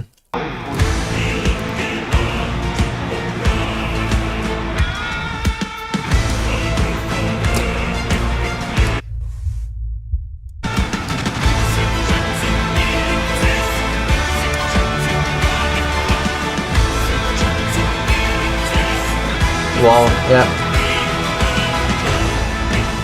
Now, to me, the mix feels a little more grounded with that little shelf down there. Can I ask you something real quick? Yeah, sure. Because I've recently also had, like, when I made my mix down tutorial for percussions, I found out that it sometimes makes sense to split low instruments and mid-high instruments when or before hitting a compressor or a limiter. Do you also do this in order to reserve some of the warmth and to not hit the compressor of the rest of the percussion too much? Or yes, so you mean like routing the low percussion in a way that it bypasses the compressor and the rest gets compressed? Yeah. I mean, so what Leo was talking about here, when we take the analyzer and we turn it to 0 dB, we will actually see the frequency distribution that hits the limiter.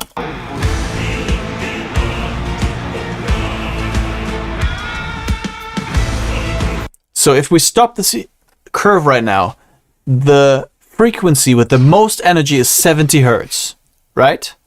And then it goes down because, you know, the higher frequencies go, the more efficient they get because our ears are more sensitive to them. So that means when this signal hits the compressor, the first thing that goes is 70 hertz. What happens? The mix gets thin, right? So bypassing the low percussion and not routing them through the compressor, but compressing everything else and letting the low end be dynamic and punchy and free is a way to do this, because the first thing that will get compressed is the low end. You might actually have this effect like on guitars or on vocals.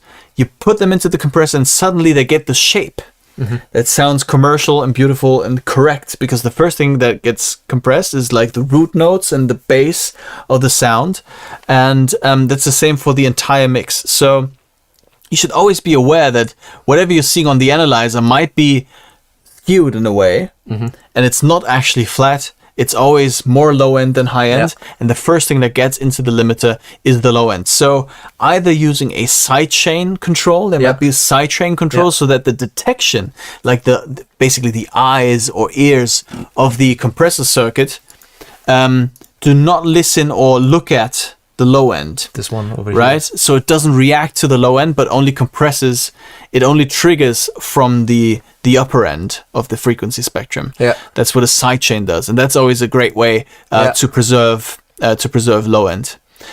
But coming back to the track, like this low end boost, a little bit of mid-range pulling right here, and just overall easing up a little bit on the sizzle and excitement part of it might be a thing I might do. So let's play the track again and then bypass the plugin.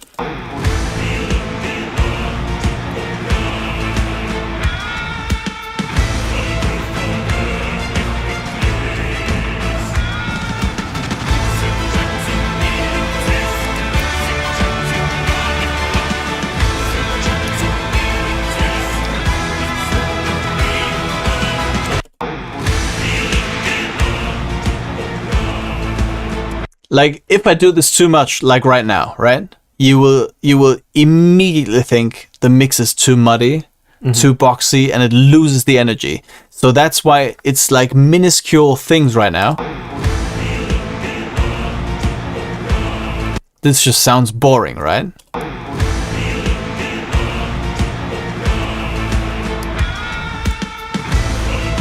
It really needs that mid-range, and so this is an issue, like not an issue per se. This is a great mix, by the way. Great programming again, great programming, great sounds, great choices, stylistic choices. This is very, very, very close to perfect. Like this is just my impression of what else could we do here, right? And if this played on Spotify and somebody showed it to me and said, "Look at this cool track," I would be like, "This is a great track," right? So nothing's wrong with this per se. But if you ask me, a little bit of mid-range pulling, I might solve this in the multi-track. So I might just pull these frequencies from the vocals because everything else is just in a great place. Like the entire balancing is so good that when I pull this only for the vocals, everything else gets a little boring. And that tells me that only the vocals have this resonance issue and the rest is completely fine and perfectly in balance. And so this would be a single track, like a multi-track fix that I do. We could also approach this with like this magical plugin. It's like the fine grit sandpaper of harshness removal plugins out there. Maybe you know this. So it only looks at the mid range, and when you increase the depth of this, it dynamically reduces resonances in the mid range, and you will see what it does in a second. So I play it.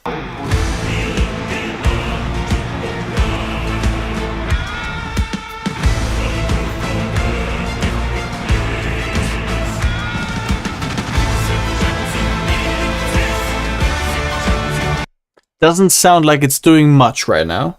I think through YouTube they're not able to hear it, but it is. Look at this. Yeah. When you turn it off, it's sometimes quite interesting. Let's see.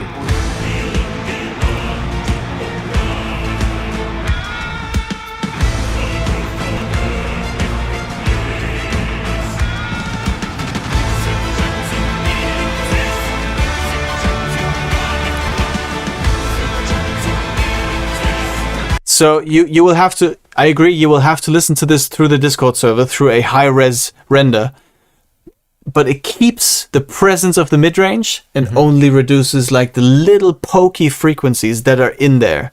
And it's just, yeah, it just sounds really cool, I think. Like if we play it without the two inserts.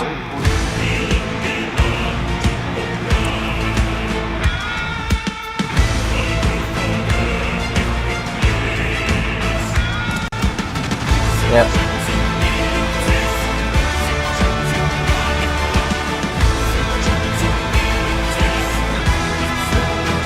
It just keeps everything a little in check, and that's all I would do. Yeah. Like bring up the low end a little bit, keep the mid range in check, and then it's. I've had a question about this track, Jonathan, because we have talked a lot about EQing and compression and transient shaping and so on. Yeah. I wondered when I was listening to it the first time if the singer was actually something we should be able to focus on, because I have had the feeling that it was hard for me to tell what the singer was actually singing. Yeah. So when you listen to a song like this, are you like already deciding for yourself, okay, the composer might have chosen that the vocals are a little bit more of a color rather than the actual song? Or how did you decide that the because you said the balancing is so well done, how did you decide that? Basically, the way this mix comes to me already tells me that this is a very defined, very purposeful balance. Right? Like it comes to me as it's a master, right? It says it in the file as well. It sounds polished, professional, commercial. Yeah. It's really ready. Yeah. And so I assume that everything is very intentional in there. Yeah. But I would agree, like if I had access to the single tracks, I might tweak the vocals in a way that they're a little less harsh, so that you can ease into the track a little more and feel the track a little more.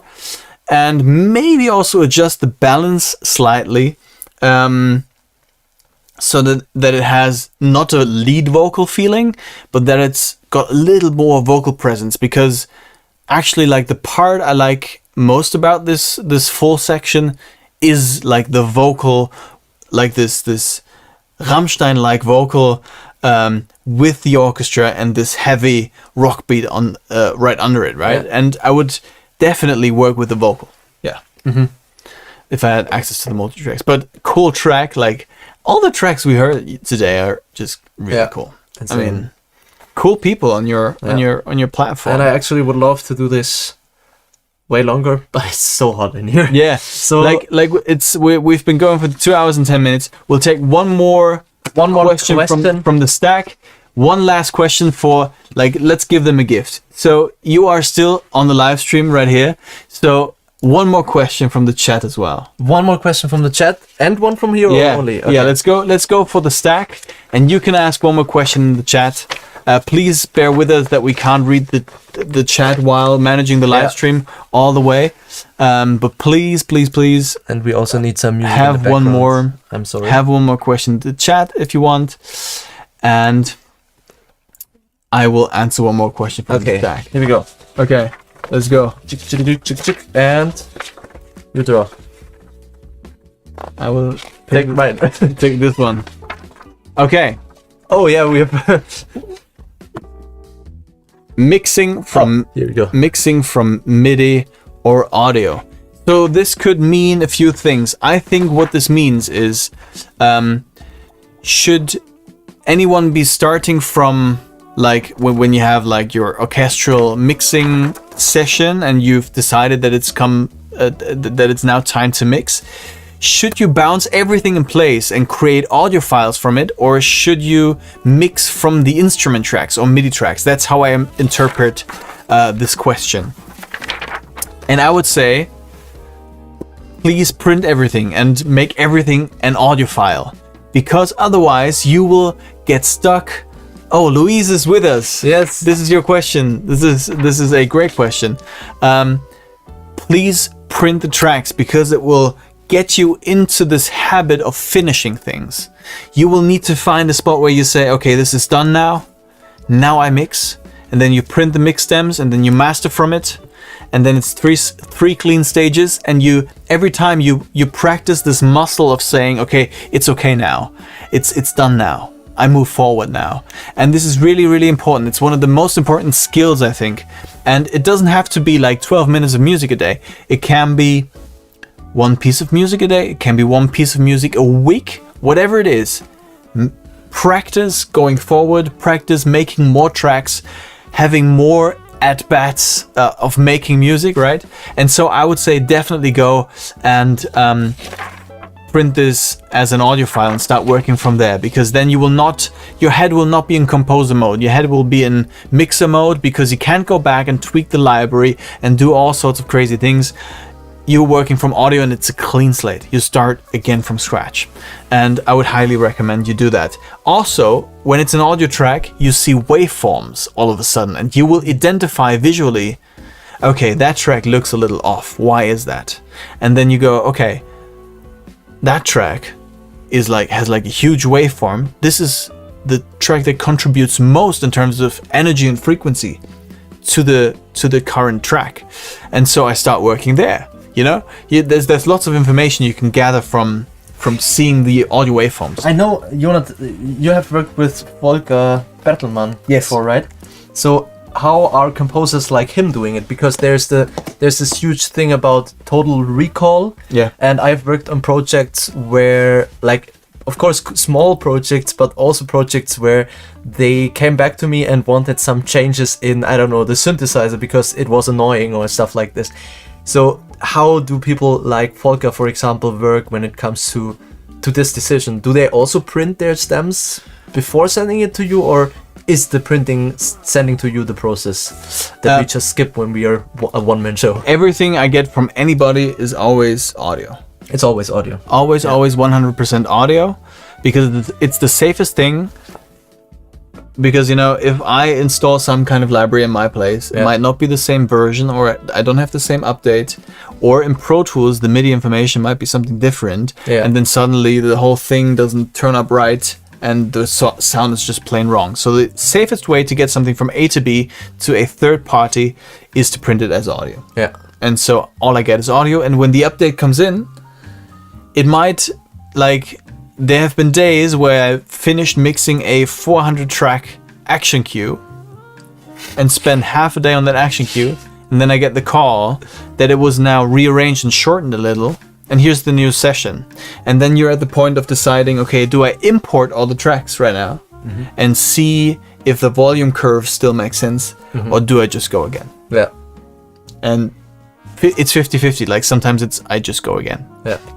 And one more way to interpret this question, mixing from MIDI or audio, when we're talking about orchestral music specifically, a question is sometimes like, when you have an orchestra recording, do you mix in MIDI as well?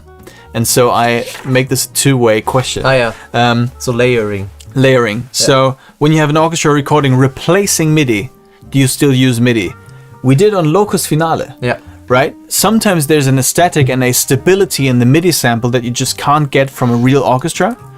And so having the MIDI orchestra there, everything muted, and you can just unmute one single track for a little moment to stabilize some kind of little motif or something, is really, really helpful. So I always, like, some composers will be adamant and violent about the fact that they won't send me their MIDI tracks because we just recorded orchestra for 50,000 euros. And I'm like, yeah, I agree.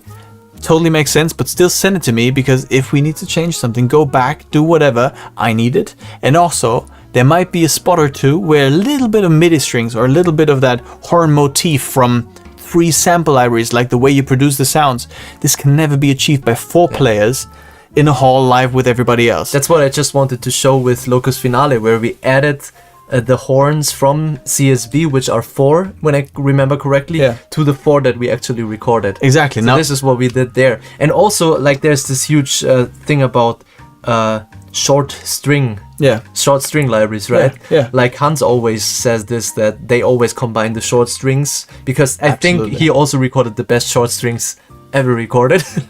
But also I think we also integrated the short strings with the live orchestra, because they have more bite. And then there's also something with a real orchestra, and I don't want to get too close to some instrumentalists out there, but especially classical players, they are really good on phrasing and like making these beautiful lines and making them very lyrical. Yeah. But they're not coming from a pop music background such as I. I'm a drummer, and I play like a ding, ding, ding, ding, ding, and my strings sound like this. They have this groove. So to replicate this with a string ensemble of, I don't know, 30, 40 people, that same groove is super hard. So bringing in a couple of like layers of string shorts, it made a difference with our production. And I'm sure that's why people like Hans do it all the time, right? I mean, it's always there to add clarity and a little bit of that synthetic poppy punch that you talk about. And it's a great help. You just can't get that out of one recording where everything plays together. It's when you do record in passes, so strings separately from brass, you can do more crazy stuff to the strings. But if it's one pass, one orchestra pass, everybody playing together, you have to compromise. So we get one more question? We do one last question, and at this point, let me just say thank you for tuning in. Thank you for still sticking with us. Almost 2.5 hours in. This was great fun. Really, really cool. Let's pick the last question. Do you go or do I go? Shall we take Paul, because he was really active and he had so many questions. Yeah, Paul's amazing. We were talking about your mock-up before, Paul. Yeah. Great job. Yeah.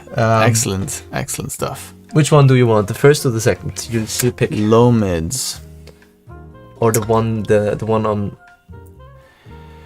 I would be more interested in this one. Yeah, we'll do the first question. What contributes most to convincing front to back depth? Spot main mic balance, early reflections, EQ, stereo width, or something else? Maybe can I? Let's go. Everything. That's exactly right.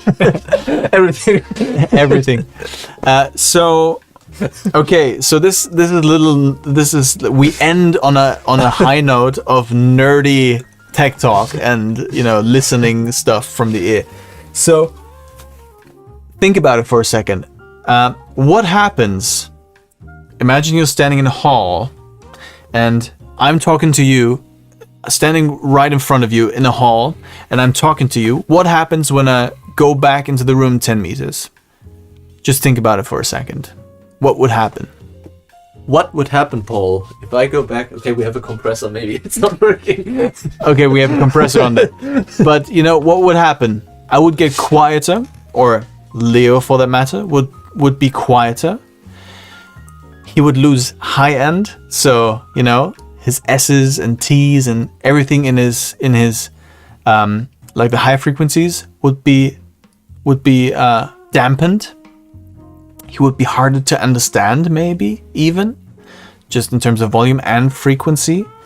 And slowly but surely, you would hear more room tone than his direct signal, right? So the sound that comes from his mouth would actually react with the walls, and the sound would jump around and also get into your ears. And at some point, the sound coming from the walls would be a little more important for your ears than the direct sound arriving from Leo's mouth. And all of that combined is the illusion of something going back into the room. And so we can absolutely mimic it by playing with the mics, of course, because, you know, if we choose mics, we choose our distance to Leo. Let's really take Leo as an example, right? So if Leo just stands here and talks, we use the spot mics, we're close to Leo. We use the mid mics, we're further back. We use the room mics, we're even further back. We use the surround mics, we're like 10 meters back. And so the mic does the work for us and does the illusion of Leo moving away. So playing with mic positions in your libraries is a very effective way to manipulate the distance and image of where things sit. If you don't have access to it, like if I just get audio tracks, I won't be able to fiddle with the library, and I also will not have time to do that. Then the second thing is, like the shortcut and quickest way to do it probably is using one of those reverbs where you have this interface where you can basically click, like the VSL reverb, for example, right? Yeah. You have like this interface where you can click on a position in the hall and it will do volume, frequency, and reverb for you. That's what those things do. This one, or the Air Studios reverb. I've actually just done a like the comparison video. Comparison thing. Yeah. I've seen it on YouTube. Fantastic. So this automatically does it for you, and this is a great quick way of doing it. But if you do it manually, and I like to do it manually because it's quick for me too, I just lower the highs, make it a little quieter by turning down the fader to 3-4 dB, and also then playing with the reverb, and suddenly something sits back and is further down in the room. And so that's like the 3 most effective ways to do it. First, start with a roll off, with a dampening of sound, then go level, then go reverb. Mm-hmm. And that's how you place things in the back. That's great. And it's also great because like this approach, like as much as I like the Air Studios, the Teldecks, and the Synchron Stage reverb, these reverbs they take some power from your PC. Yeah. So like doing it the way you do, and we've talked about this before, like using only EQ leveling, and this can also be a cool choice for people that might not have the strongest PC out there. Yeah. Exactly. You're very welcome, Paul. Great question. Thank you so much. So for Theo and Carl, no more questions. We end the live stream right here. Yeah, we need alcohol-free beer, guys. Yeah, we need a refreshment. As you can see, the Bavarian beer glass is empty, so we need to refill with water and alcohol-free beer. And this was great fun. It was amazing. Really, really cool. Jonathan, that you took the time. Of course. And guys, the best part, I don't want to promise anything yet, because I don't know, maybe you know this or maybe you don't know this, but I'm taking a little bit of a YouTube break. It's planned. It's nothing. It's not like it's planned. It has been planned for a month now, because I'll do a cycling trip coming up next week, and then I will be gone for 4, 5, 6 weeks. I don't know. Anyway, in this time you will not have any new videos, but once I'm back, we might drop 1 or 2 things with this guy. We might have a little bit of stuff coming your way. So that might be another thing to look out for. And I'm just so happy that you take the chance to reach a wider audience through my channel, because at this point I do have a little bit of a wider reach in the orchestration niche, and that at the same time you are sharing this information with us. And this is so cool, because somebody who knows me would, that I love win-win situations, and I think this is just a win-win. Yeah, it's a beautiful collaboration. I agree. That's really cool. Yeah, you're able to share something, you get the reach, and we learn something. Yeah. Isn't that cool? Yeah, it's a win-win. Cool. Fantastic. And it was great fun. Thank you for the great tracks. Keep up the good music. Finish your tracks. Yes. Make more tracks. Make lots of more tracks for when Leo comes back. Yeah. Because we might do more streams or something. Maybe. Oh, okay. Let's see. Maybe so we need tracks to review. And so finish your music. Send them his way. And see you next time. See you next time, guys.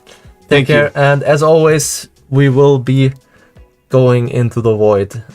Bye-bye. Bye-bye. Take care. That's how it looks. Thanks for joining. See you next Thanks time. for joining. Bye bye, everyone. Bye bye.